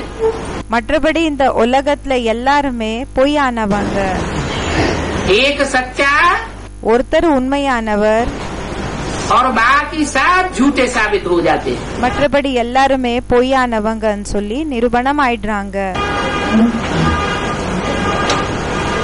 एक ही चैतन्य है। ஒருத்தர் தான் சைத்தன்யமானவங்க. बाकी सब की जड़त्वमयी बुद्धि हो जाती है। மற்றபடி எல்லாருதுமே ஜடபுல புத்தி ஆயிடுது. माया सब की पत्थर बुद्धि बनाई देती। மாயா எல்லாரது கூடயும் கல்லு புத்தி ஆக்கிடுது. तो ज्ञान सागर है एक। அப்போ ஞான கடலா இருக்காங்க ஒருத்தர். और अज्ञान के सागर है अनेक। பிறகு அஞ்ஞானத்தினோட கடல் நிறைய பேருன்னு சொல்றாங்க. तुम्हारी बुद्धि में है। உங்களோட புத்தில இருக்கு. ये सब काम आत्मा ही करती है। எல்லா வேலை ஆத்மா தான் செய்யுது. खाना आदि भी आत्मा ही पकाती है। சமையல் எல்லாம் கூடயும் ஆத்மா தான் சமைக்குது. आत्मा से पूछते हैं कि तुमने क्या बनाया। ஆத்மாவ கேக்குறாங்க நீங்க என்ன சமைச்சீங்க. तो आत्मा ही कहती है दाल बनाई। அப்ப ஆத்மா தான் சொல்லுது பருப்ப ரெடி பண்ணனு சமைச்சேன்னு. आत्मा ही तो बोलती है ना। ஆத்மா தானே சொல்லுது. तो संस्कार आत्मा में भरे हुए हैं। அப்போ சம்ஸ்காரம் ஆத்மால நிறைஞ்சிருக்கு. आत्मा कहेगी, ஆத்மா சொல்லும் ये मेरा शरीर है। இது என்னோட சரீரமா இருக்கு. क्योंकि आत्मा ही शरीर की मालिक है। ஏன்னா ஆத்மா தான் சரீரத்துக்கு எஜமானா இருக்கு. शरीर कोई आत्मा का मालिक नहीं है। சரீரம் ஆத்மாக்கு எஜமான் கிடையாது. परंतु अज्ञानता के वश ஆனா அஞ்ஞானத்தினோட காரணத்தினால शरीर की कर्मेंद्रियां சரீரத்தினோட கர்மேந்திரியங்கள் आत्मा को अपने तरीके से चलाती। ஆத்மாக்கு தனக்கு எப்படி வேணுமோ அப்படி நடத்துது. क्योंकि आत्मा को स्वयं का ज्ञान नहीं है। ஏன்னா ஆத்மாக்கு சுயமனோட ஞானம் இல்ல. 63 जन्म की रग पड़ी हुई है कि हम शरीर हैं। 63 ஜென்மங்களோட பிராக்டிஸ் என்றது ஏற்பட்டிருக்குது. நம்ம சரீரமாயிருக்குதுன்னு சொல்லி हम देह हैं, நம்ம தேகமாயிருக்கோம்னு நினைச்சு तो अपन को देह समझने से இப்போ தன்னை தேகமா நினைச்சுக்கிறதுனால विकृतियां पैदा होती रहती है. விபரீத செயல்கள் ஏற்பட்டுட்டே இருக்கும். शरीर तो विनाशी है, சரீரம் வினாசியா இருக்கு. अपन को विनाशी शरीर समझने से தன்னை வினாசி சரீரம் நினைச்சுக்கிறதுனால आत्मा में भी विकृतियां आती गई. ஆத்மால கூடயும் விபரீத விக்ருதிகளெல்லாம் வந்துட்டு இருக்கும். आत्मा भूल गई ஆத்மா மறந்துடுச்சுன்னா कि मैं अपने शरीर रूपी राज्य का राजा हूँ. ஆத்மா மறந்துடுச்சு நான் என்னோட சரீர ரூபமான இந்த ராஜ்யத்துக்கு ராஜா ஆயிருக்கேன். तो इंद्रियों ने आत्मा के ऊपर कंट्रोल कर लिया. அப்போ இந்திரியங்கள் ஆத்மா மேல கண்ட்ரோல் பண்ணிடுச்சு. इंद्रियों के ऊपर मन ने कंट्रोल कर लिया. இந்திரியங்கள் மேல மனசு கண்ட்ரோல் பண்ணிட்டு मन को सशक्त 11वीं इंद्रिय कहा जाता है. மனதுக்கு சக்திசாலியான 11வது இந்திரியம்னு சொல்லப்படுகிறது. अभी बाप ने समझाया है. இப்போ அப்பா புரிய வச்சிருக்காங்க. ये 10 इंद्रियां இந்த 10 இந்திரியங்கள் शरीर का अंग है. சரீரத்தினோட அங்கங்கள் ஆயிருக்கு. इन इंद्रियों को இந்த இந்திரியங்களுக்கு अभी मन अपने अनुकूल चला रहा है. இப்போ மனசு என்ன செஞ்சுட்டு இருக்குன்னா தனக்கு எப்படி வேணுமோ அப்படி நடத்திட்டு இருக்கு. आत्मा भूली हुई है. ஆத்மாவ மறந்திருக்கு कि मैं मन बुद्धि संस्कार सहित आत्मा हूँ. நான் மனபுத்தி சன்ஸ்கார கூட இருக்கக்கூடிய ஆத்மா இருக்கேன்னு. सबसे पावरफुल எல்லாத்தை விட பவர்ஃபுல்லான आत्मा की शक्ति है बुद्धि. ஆத்மாவோட சக்தியா இருக்குது புத்தி. मनुष्य जब जन्म लेता है மனிதன் எப்போ ஜென்ம எடுத்துக்கிறானோ तो हर मनुष्य को अपने पूर्व जन्मों के संस्कार के अनुसार அப்போ ஒவ்வொரு மனிதனுக்கு கூடயும் தன்னோட பூர்வ ஜென்மத்தினோட சன்ஸ்காரத்தினோட ஆதாரப்படி बुद्धि की दात मिलती है. புத்தியினோட வரதானம் வரம் கிடைக்குது. ये बुद्धि की शक्ति का उपयोग करना चाहिए. இந்த புத்தியினோட சக்தி என்ன இருக்குதோ இத யூஸ் பண்ணணும். परंतु मन और बुद्धि ஆனா மனசு பிறகு புத்தி और आत्मा பிறகு ஆத்மா इनसे कैसे कनेक्टेड है. இது கூட எப்படி கனெக்டட் ஆக இருக்குது.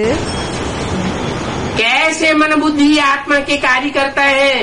எப்படி மனபுத்தி ரூபமான ஆத்மாவினோட செயல்கள் செய்யக்கூடியதா இருக்குது. ये कोई की बुद्धि में रहता ही नहीं. இது யாரோட புத்திலையும் இருக்கிறது இல்ல. बाप आकर के समझाते हैं அப்பா புரிய வைக்கிறாங்க.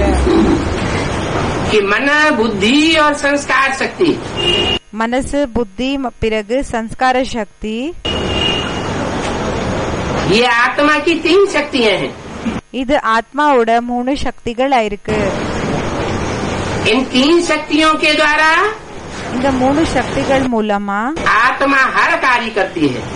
ஆத்மா ஒவ்வொரு வேலை கூடயும் செய்யுது.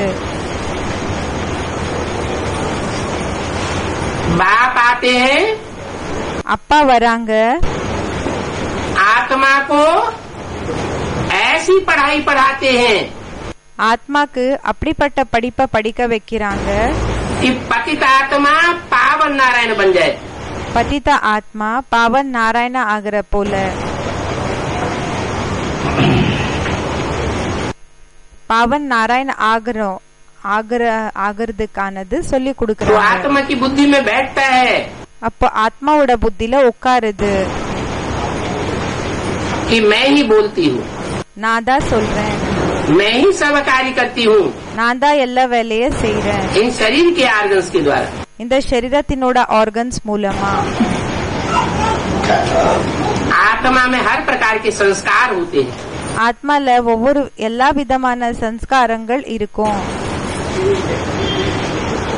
कोई में भोजन पकाने के संस्कार अच्छे हैं, சிலருக்குள்ள சமைக்கிற சம்ஸ்காரம் நல்லபடியாக இருக்கு, तो बहुत अच्छा भोजन बनाते हैं। அப்போ ரொம்ப நல்லபடியாக சமைக்கிறாங்க। तो जरूर पूर्व जन्म से वो संस्कार आत्मा लाई है ना। அப்போ கண்டிப்பாக பூர்வ ஜென்மத்திலிருந்து அந்த சம்ஸ்காரத்தை ஆத்மா கொண்டு வந்திருக்கு இல்லையா?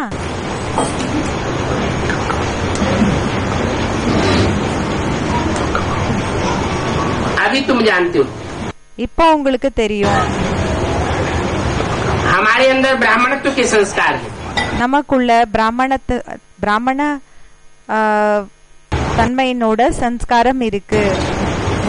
हम ब्राह्मण भाई भाई हैं। பிராமணர்கள் ஆயிருக்கிற நாம भाई भाई ஆயிருக்கிறோம்। ब्राह्मण कुल के ही हम ठहरे। பிராமண குலத்துக்கு தான் நாம பிராமண குலத்தினர்கள் தான் நம்ம ஆயிருக்கோம்। हम ब्राह्मण कुल के हैं। நாம பிராமண குலத்தினர்கள் ஆயிருக்கிறோம்। तो बाप दादा அப்போ பாப், பிறகு தாதா, और मम्मा, பிறகு மம்மா, यही हमारे संबंध है। இதுதான் நம்மளோட உறவா இருக்கு। चाचा ताया काका मामा आदि आदि तुम्हारे कोई भी नहीं है। பாபா சொல்றாங்க சித்தப்பா, பிறகு பெரியப்பா, மாமா, இதெல்லாம் யாருமே உங்களுக்கு இல்ல। तुम तो ईश्वरीय परिवार के बन गए। நீங்க ஈஸ்வரிய பரிவாரத்தினர்கள் ஆயிட்டீங்க। इस ईश्वरीय परिवार में இந்த ஈஸ்வரிய பரிவாரத்துல तुम आपस में भाई बहन हो நீங்க ஒருத்தருக்கு ஒருத்தர் பிரதர்ஸ் அண்ட் சிஸ்டர்ஸ் ஆயிருக்கீங்க। और तुम्हारे मम्मा बाबा, பிறகு உங்களுக்கு மம்மா பாபா இருக்காங்க। उस परिवार के साथ रहते हुए भी संबंध समझो है ही नहीं। அந்த பரிவாரத்துக்கு கூட இருந்தாலும் என்னன்னா உறவே இல்லன்னு சொல்லி நினைச்சுக்கோங்க। बुद्धि से समझने की बात है। புத்தி மூலமா புரிஞ்சுக்கிற விஷயமா இருக்கு। किसी को बोल करके समझाने की बात नहीं है। இப்போ ஒருத்தருக்கு சொல்லி புரிய வைக்கிற விஷயங்கள் கிடையாது। ये अंदर में धारणा करनी है। இது உள்ளுக்குள்ள தாரணை செய்யணும்। इस शरीर द्वारा இந்த शरीரம் மூலமா ये सब प्रकार के धंधे आदि करता हूँ। இந்த எல்லா விதமான தொழில்கள் எல்லாமே நான் செய்றேன்। तो बाप बार बार कहते हैं देही अभिमानी बनो। அப்போ அப்பா அடிக்கடி சொல்றாங்க தேஹி அபிமானி ஆகுங்க, ஆத்மாபிமானிகள் ஆகுங்கன்னு। देही தேஹி अर्थात देह को धारण करने वाली। அப்படின்னா தேகத்தை தாரணை செய்யக்கூடியவர்। आत्मा தேகத்தை தாரணை செய்யக்கூடிய ஆத்மா இருக்கு। आत्मा ने इस देह को धारण किया है। ஆத்மா இந்த தேகத்தை தாரணை பண்ணிருக்கு। गर्भ में पिंड तैयार होता है। கர்ப்பத்துல இந்த பிண்டம் ரெடி ஆகுது। तो 4-5 महीने के निर्जीव गर्भ पिंड में 4-5 மாசத்தினோட நிர்ஜீவா இருக்கிற உயிர் இல்லாத அந்த கர்ப்ப பிண்டத்துல चैतन्य आत्मा प्रवेश करती है। चैतन्य आत्मा प्रवेशन செய்து तो कहेंगे आत्मा ने அப்போ சொல்லப்படுகிறது ஆத்மா शरीर धारण किया। சரீரத்தை தாரணை பண்ணிச்சுன்னு சொல்லி। तो धारण करने वाली आत्मा है। அப்போ தாரணை பண்ணிக்க கூடியது ஆத்மா இருக்கு। सदैव अपन को आत्मा समझना चाहिए। சதா தன்னை ஆத்மான்னு நினைச்சுக்கணும்। और ये भी बुद्धि में रहे பிறகு இது கூடயும் புத்தில இருக்கணும்। ये नाटक पूरा होता है। இந்த நாடகம் கம்ப்ளீட் ஆகுது। ये दुनिया रंगमंच है। இந்த உலகம் நாடக மேடை ஆயிருக்கு. इस रंगमंच पर आकर के हमने 84 का पार्ट बजाया। இந்த நாடக மேடையில வந்து நம்ம 84 ஜன்மங்களோட பாட்டை செஞ்சிருக்கோம். 84 चोले बदले, 84 शरीरத்தை மாத்திருக்கோம். अभी ये हमारा अंतिम चोला है। இப்போ இது நம்மளோட கடைசி शरीரம் ஆயிருக்கு. इस अंतिम चोले के द्वारा இந்த கடைசி शरीரம் மூலமா हमें बहुत बड़ी प्राप्ति होती है। நமக்கு மிகப்பெரிய பிராப்தி ஆகுது. ऊंचे ऊंचे बाप मिलता है, ऊंचे ऊंचे टीचर मिलता है, உயர்ந்ததிலும் உயர்ந்த அப்பா கிடைக்கிறாங்க, உயர்ந்ததிலும் உயர்ந்த டீச்சர் கிடைக்கிறாங்க, और ऊंचे ऊंचे सदगुरु मिलता है। பிறகு உயர்ந்ததிலும் உயர்ந்த சத்குரு கிடைக்கிறாங்க. फिर भी बुद्धि में याद रहे कि ये शरीर हमको छोड़ना है। ஆனாலும் புத்தில நினைவு இருக்கணும், இந்த சரீரத்தை நமக்கு விடணும்னு. ऐसे ऐसे अपने साथ बात करते रहो। இப்படியெல்லாம் தன்னை கூட பேசிட்டே இருங்க. तो देह का ममत्व खत्म हो जाएगा। அப்போ தேகத்தினோட அபிமானம் என்றது முடிஞ்சு போயிடும். अपनी देह का ममत्व टूटेगा। தன்னோட தேகத்தினோட இந்த ஒரு அட்டாச்மெண்ட் என்றது எப்போ உடைஞ்சு போயிடுமோ, तो देह के जो भी संबंधी हैं, அப்போ தேகத்தினோட ஏதெல்லாம் யாரெல்லாம் உறவினர்கள் இருக்காங்க उनसे भी ममत्व टूट जाएगा। அவங்க கூடயும் அட்டாச்மெண்ட் என்றது உடைஞ்சு போயிடும். देह के जो भी पदार्थ हैं, தேகத்தினோட ஏதெல்லாம் பொருள்கள் இருக்குதோ उन पदार्थों से लगाव टूट जाएगा। அந்த பொருள்கள் கூட அட்டாச்மெண்ட் என்றது உடைஞ்சு போகும். तुम्हारा संबंध ही एक बाप से है। உங்களோட உறவே ஒரு அப்பா கூட தான். बाबा ने हुक्म किया है, பாபா இந்த ஆர்டரை கொடுத்திருக்காங்க, कि मुझे याद करो तो तुम्हारे विकर्म विनाश होंगे। என்ன நினைவு செய்யுங்க, இதனால உங்களோட விபரீத செயல்கள் விநாசம் ஆயிடும். तो हुक्म को मानना चाहिए ना। அப்போ ஆர்டர் என்ன இருக்குதோ அதை ஏத்துக்கணும் இல்லையா? जो मानेंगे யாரு ஏத்துக்குவாங்களோ उनके पाप कर्म भस्म होंगे। அவங்களோட பாவ கர்மங்கள் எல்லாமே எரிஞ்சு சாம்பல் ஆகும்.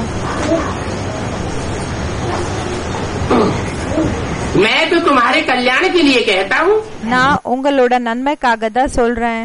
உங்களோட कि मुझे याद करो।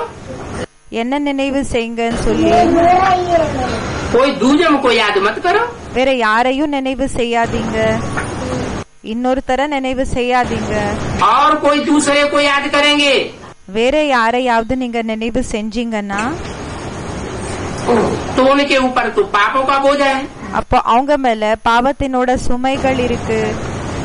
ऐसा तो कोई है नहीं இப்படி யாருமே இல்ல कि जिसके ऊपर पापों का बोझ न चढ़ता हो। பாவத்தினோட சுமை ஏறாம யாருமே இல்லன்னு சொல்றாங்க. तो पाप आत्मा को याद करेंगे तो क्या बनेंगे? அப்போ பாவ ஆத்மாக்களை நினைவு செஞ்சீங்கன்னா என்ன ஆகுவீங்க? पाप बढ़ेगा பாவம் அதிகமாகுமா या घटेगा? இல்லன்னா கம்மி ஆகுதா? पाप बढ़ेगा। பாவம் அதிகமாகுது. एक मैं ही ऐसा हूँ நான் தான் ஒருத்தன் அப்படிப்பட்டவன் ஆயிருக்கேன். जिसके ऊपर पाप पुण्य का कोई लेप छेप ஏன் மேல பாவம் பிறகு புண்ணியத்தினோட नहीं लगता। அது ஒட்டுறது கிடையாது. பாவம் பிறகு புண்ணியம் என்றது ஒட்டுறது இல்ல. मैं पाप से भी परे हूँ। நான் பாவத்திலிருந்து கூடயும் அப்பாற்பட்டவன் ஆயிருக்கேன்.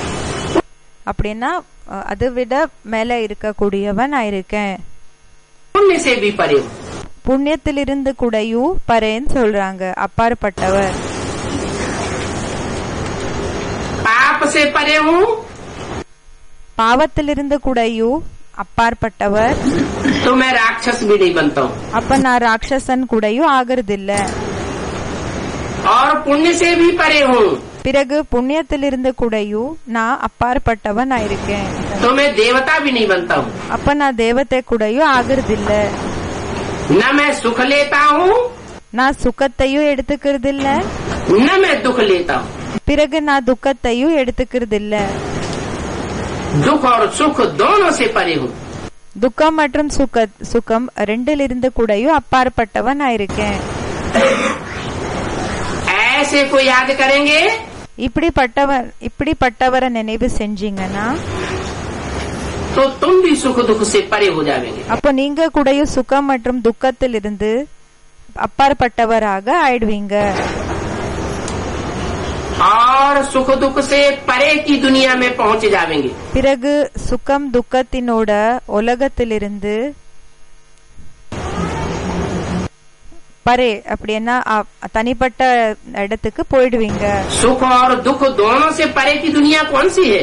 சுகம் மற்றும் துக்கம் இரண்டிலிருந்து கூடயும் தனிப்பட்ட உலகம் எதா இருக்குது? उस धाम का नाम क्या है? அந்த தாமத்தினோட பேர் என்ன இருக்கு? शांति धाम में पहुंचे जाएंगे. சாந்தி தாமத்துக்கு போய் ரீச் ஆயிடுவீங்க.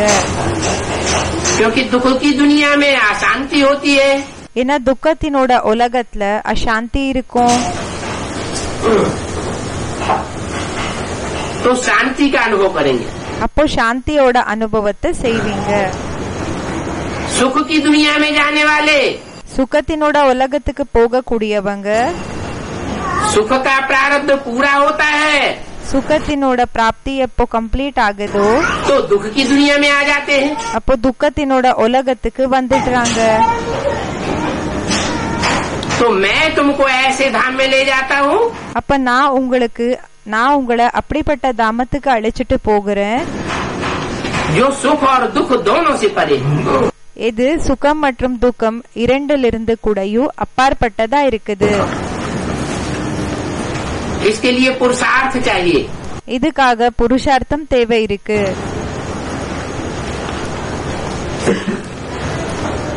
नष्टो मोहा நஷ்ட மோகா स्मृति लब्धा. நஷ்ட மோக ஸ்மிருதிர் லப்தா. एक बाप की स्मृति रहे ஒரு அப்பாவோட நினைவு இருக்கணும். और सब देह और देह के संबंधियों और देव के पदार्थों से मोह नष्ट हो जाए. வேற எல்லா தேகத்தினோட உறவினர்கள் அந்த பொருள்கள் எல்லா கூடயும் நஷ்ட மோகம் ஆயிடணும். மோகத்தை நஷ்டம் படுத்துக்கணும். क्योंकि तुम्हारा संबंध एक बाप से है. ஏன்னா உங்களோட உறவு ஒரு அப்பா கூடன்னு சொல்றாங்க. तुम्हारा धंधा ही है ये है. உங்களோட தொழிலே இதுதான். क्या? என்ன? बाप को याद करना அப்பாவை நினைவு செய்யறது, और दूसरों को बाप की याद பிறகு மத்தவங்களுக்கு அப்பாவோட நினைவு दिलाना. ஏற்படுத்துறது. पुराने बंधन, பழைய பந்தனம், पुरानी दुनिया, பழைய உலகம், पुरानी दुनिया के वस्तुओं को பழைய உலகத்தினோட பொருள்களை बिल्कुल भूल जाना है. கம்ப்ளீட்டாக மறந்துடணும். इन आँखों से जो भी देखते हो இந்த கண்களால ஏதெல்லாம் பாக்குறீங்களோ वो सब खलास हो जाएगा. அது எல்லாமே விநாசம் ஆயிடும். है? सब खलास हो जाएगा. எல்லாமே விநாசம் ஆயிடும்னா इन आँखों से सूरज को देखते हैं, खलास हो जाएगा क्या? இந்த கண்களால சூரியனை பாக்குறீங்க, அப்ப என்ன அது விநாசம் ஆயிடுமா? है? इन आँखों से चंद्रमा को देखते हैं, खलास हो जाएगा क्या? இந்த கண்களால சந்திரமாவை பாக்குறீங்க, அப்போ என்ன அது விநாசம் ஆயிடுமா? अभी जो सूरज का रूप है இப்போ சூரியனோட ரூபம் என்ன இருக்கு? वो भी तामसी रूप है. அதுவும் தாமசி ரூபமா இருக்குது. अभी विनाश होगा, ये तामसी रूप इतना बढ़ेगा. எப்போ விநாசம் ஆகுமோ, இப்போ விநாசம் என்ன ஆகுதோ அப்போ இது எந்த அளவுக்கு தாமசி ரூபத்தை அடையும்னா कि सूरज आग उगलेगा.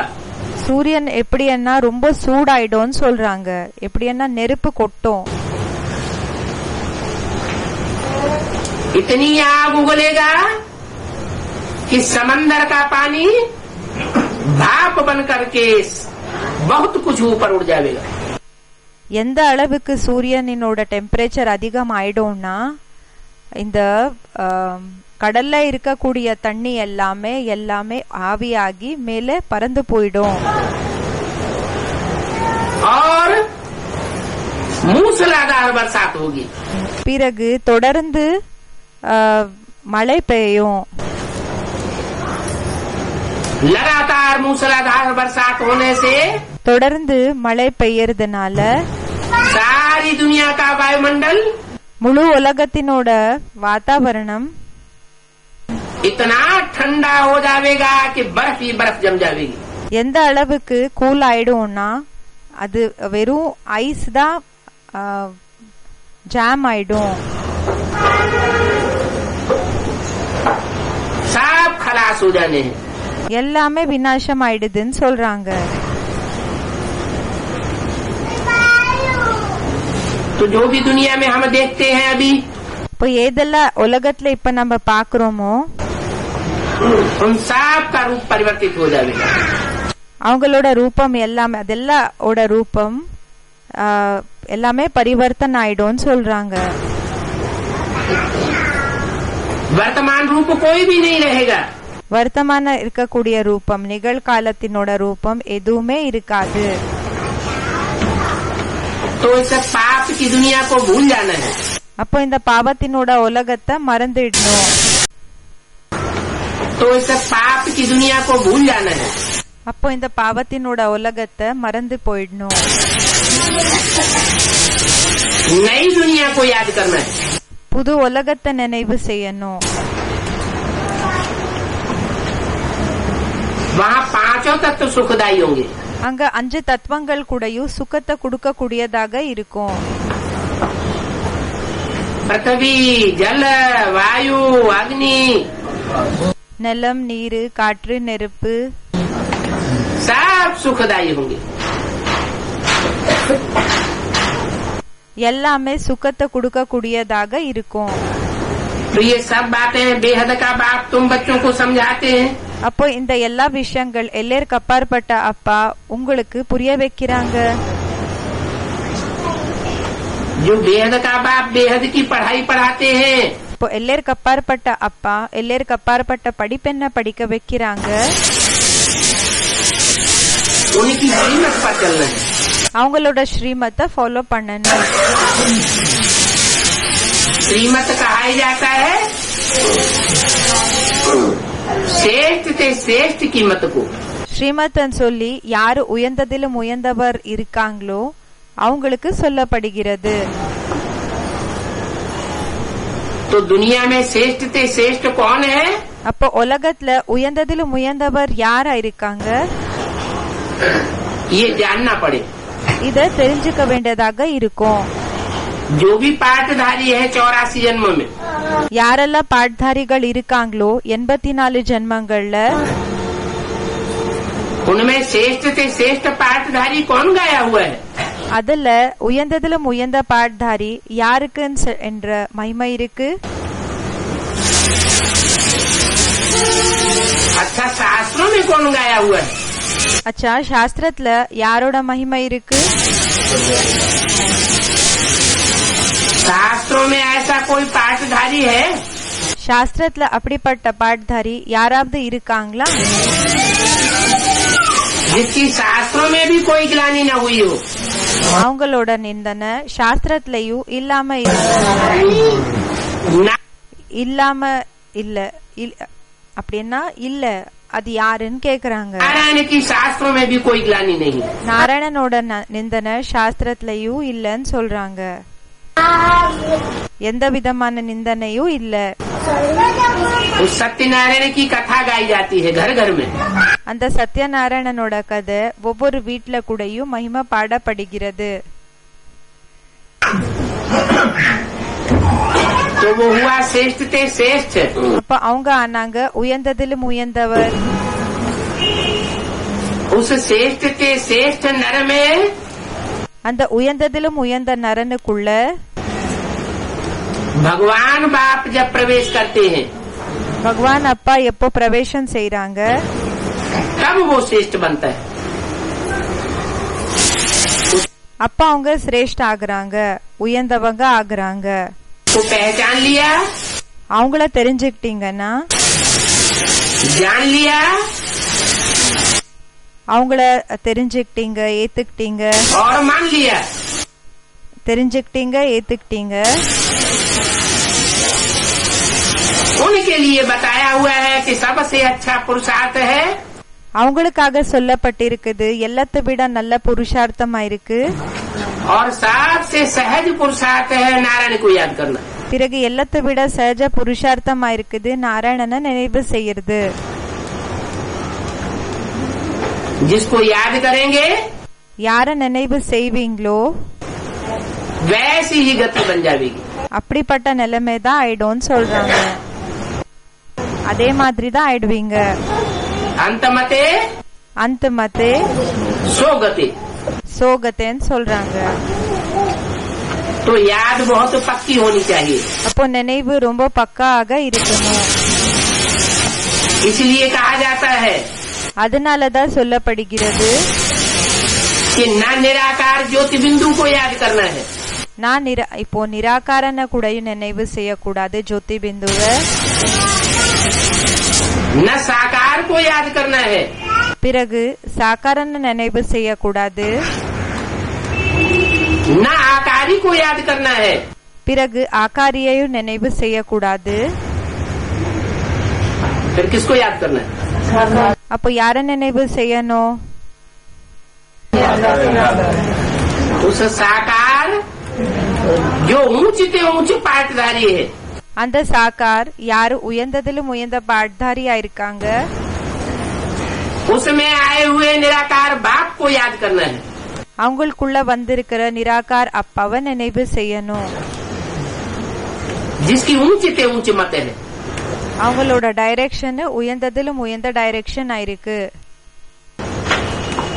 ऊंचे ऊंच को याद करेंगे உயர்ந்ததிலும் உயர்ந்தவரை நினைவு செஞ்சீங்கன்னா तो उसके प्रति हमारा लव बढ़ता जाएगा।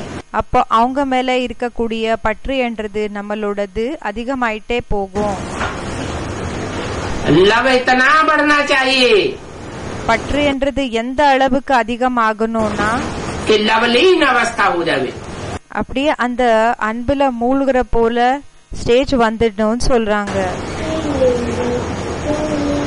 आत्मा परमात्मा बाप के प्यार में लवलीन हो जावे। ஆத்மா பரமாத்மா அப்பாவினோட அன்புல லீனமாயிடணும், மூழ்கி போயிடணும்।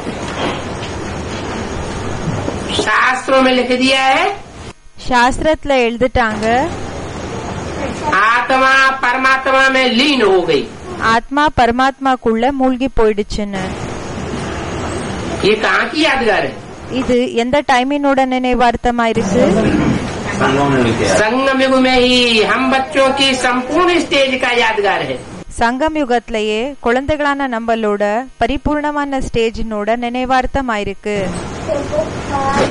कि 84 जन्म लेने वाली आत्मा 84 ஜென்மங்களை எடுத்துக்க கூடிய ஆத்மா जो पक्का आत्मा का पाठ बजाने वाली है, யாரு பக்கா ஆத்மாவோட பாட்டை செய்யக்கூடியது இருக்குது, वो परमात्मा बाप की याद में ऐसी लव में लीन हो जाती है அது பரமாத்மா அப்பாவினோட நினைவுல எப்படி மூழ்கி போயிடுதுன்னா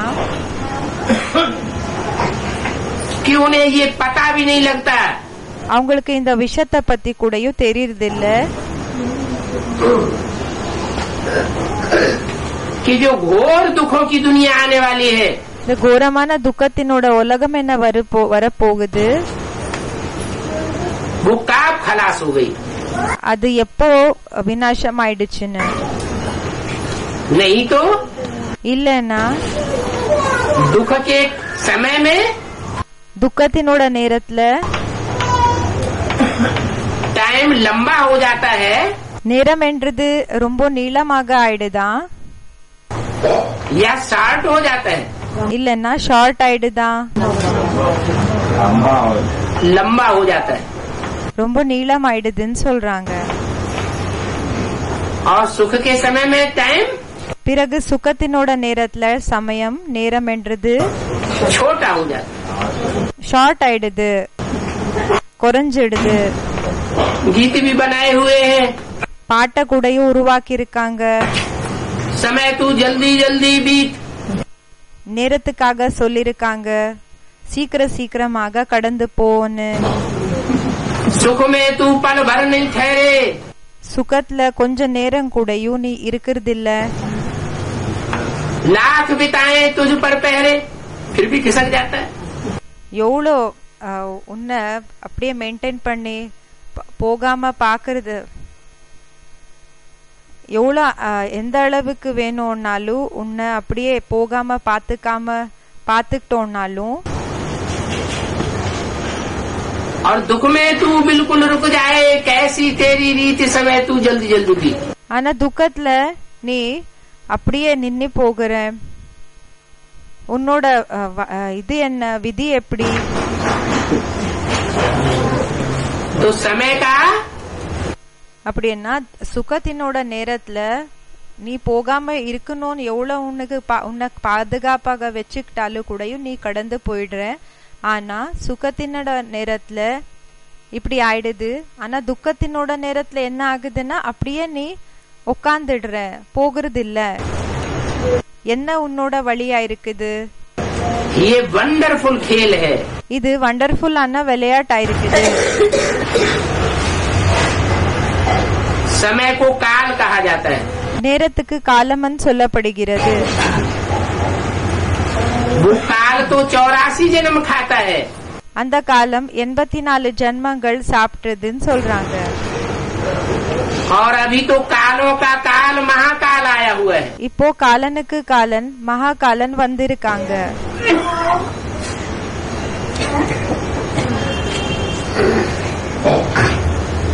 दुखों का समय तो अभी आने वाला है, துக்கத்தினோட நேரம் இப்போ வரப்போகுது.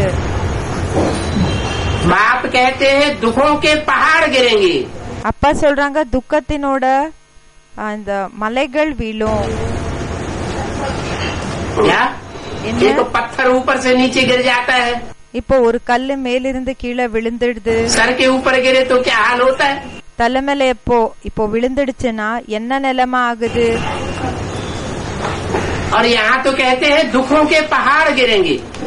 இங்க சொல்றாங்க துக்கத்தினோட மலை வீழும் சொல்லி.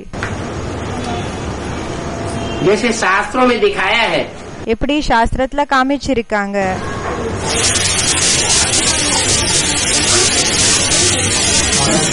कि इंद्र ने बरसात बरसाई, இந்திரன் மழைய பெய்ய வச்சாங்க. तो गोवर्धन पहाड़ को उठा दिया, அப்போ கோவர்தன் மலைய தூக்கிட்டாங்க. और वो हमारी सुरक्षा का साधन बन गया. பிறகு அது நம்மளோட பாதுகாப்புக்கான சாதனை ஆயிடுச்சு.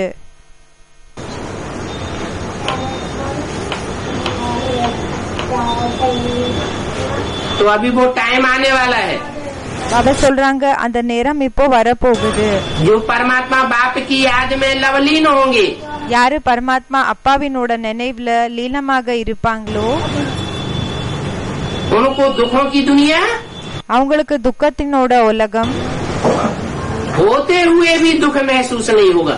இருந்தாலும் துக்கத்தினோட அனுபவம் ஆகுறதில்ல. ऐसे लगेगा कि जैसे टाइम जल्दी जल्दी भाग रहा है. எப்படி அவங்களுக்கு தோணும்னா டைம் சீக்கிரமாக கடந்து போயிட்டு இருக்கு, ஓடி போயிட்டு இருக்குன்னு தோணும்.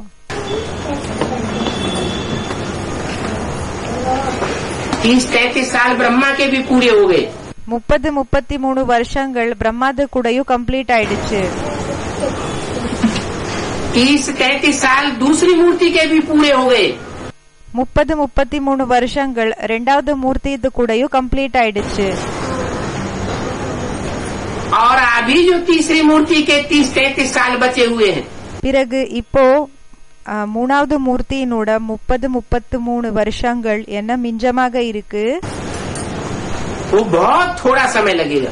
அது ரொம்ப கம்மி நேரமாக இருக்குதுன்னு தோணும். अनुभव भी किया होगा बहुतों ने। நிறைய பேர் இந்த விஷயத்தை பற்றியும் அனுபவம் செஞ்சிருப்பீங்க. जब अच्छी याद लग जाती है எப்போ நல்லபடியாக நினைவு வருதோ तो टाइम का पता नहीं लगता कि टाइम कहाँ खसक गया और कितना हो गया। அப்போ டைமை பற்றி தெரியவே தெரியறதில்ல, எப்படி அது கடந்து போயிடுச்சு, எங்க போயிடுச்சுன்னு.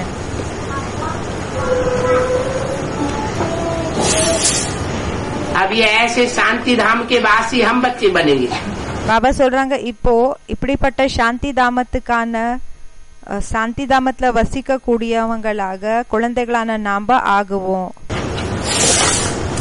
परमधाम को इस सृष्टि पर उतारने वाले हैं। பரந்தாமத்தையே இந்த உலகத்துல இறக்கக்கூடியவங்களாக ஆகுவோம். तो परमधाम में समय जैसे होता ही नहीं। அப்ப பரந்தாமத்துல நேரம் என்றது இல்லாம போல இருக்கும். जैसे सुसुप्ति अवस्था होती है, எப்படி தூக்கத்துல நில் ஸ்டேஜ் இருக்கும் இல்லையா, गहरी नींद, எப்படின்னா ஆழமான தூக்கம். तो गहरी नींद लेने वाले को पता चलता है क्या ஆழமா யாரு தூங்குறாங்களோ அவங்களுக்கு தெரியுதா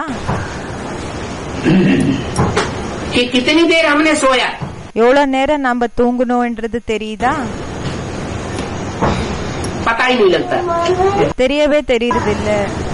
तो ऐसे ही அதே மாதிரிதான் ये तीसरी मूर्ति का जो कार्यकाल है, மூணாவது மூர்த்தியினோட அந்த செயல்களுக்கான டைம் என்ன இருக்கு,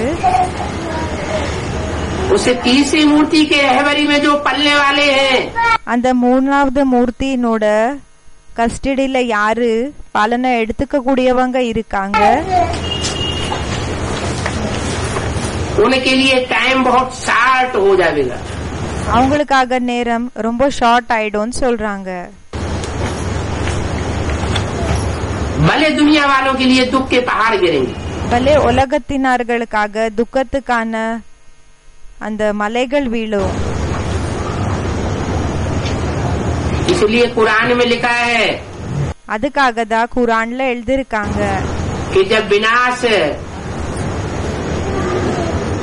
कयामत बर्पा होगी, எப்போ விநாசம், எப்போ இந்த விநாசம் ஏற்படுமோ तो खुदा के बंदे बड़े मौज में रहेंगे। அப்போ குதாவினோட உறவினர்கள் ரொம்ப மகிழ்ச்சியில இருப்பாங்க. क्योंकि खुदा के जो बंदे होंगे, யாரு, ஏன்னா யாரு குதாவினோட உறவினர்கள் ஆள்களாக இருப்பாங்களோ खुदा को प्यार करने वाले होंगे। குதாவ நேசிக்க கூடியவங்களாக இருப்பாங்க. वो भूत प्रेतों को प्यार करने वाले नहीं होंगे। பூத்த பிரேத்தங்களை அன்பு நேசிக்க கூடியவங்களாக இருக்கிறதில்ல. महाकाल को पहचानने वाले होंगे। மகாகாலனை தெரிஞ்சுக்க கூடியவங்களாக இருப்பாங்க.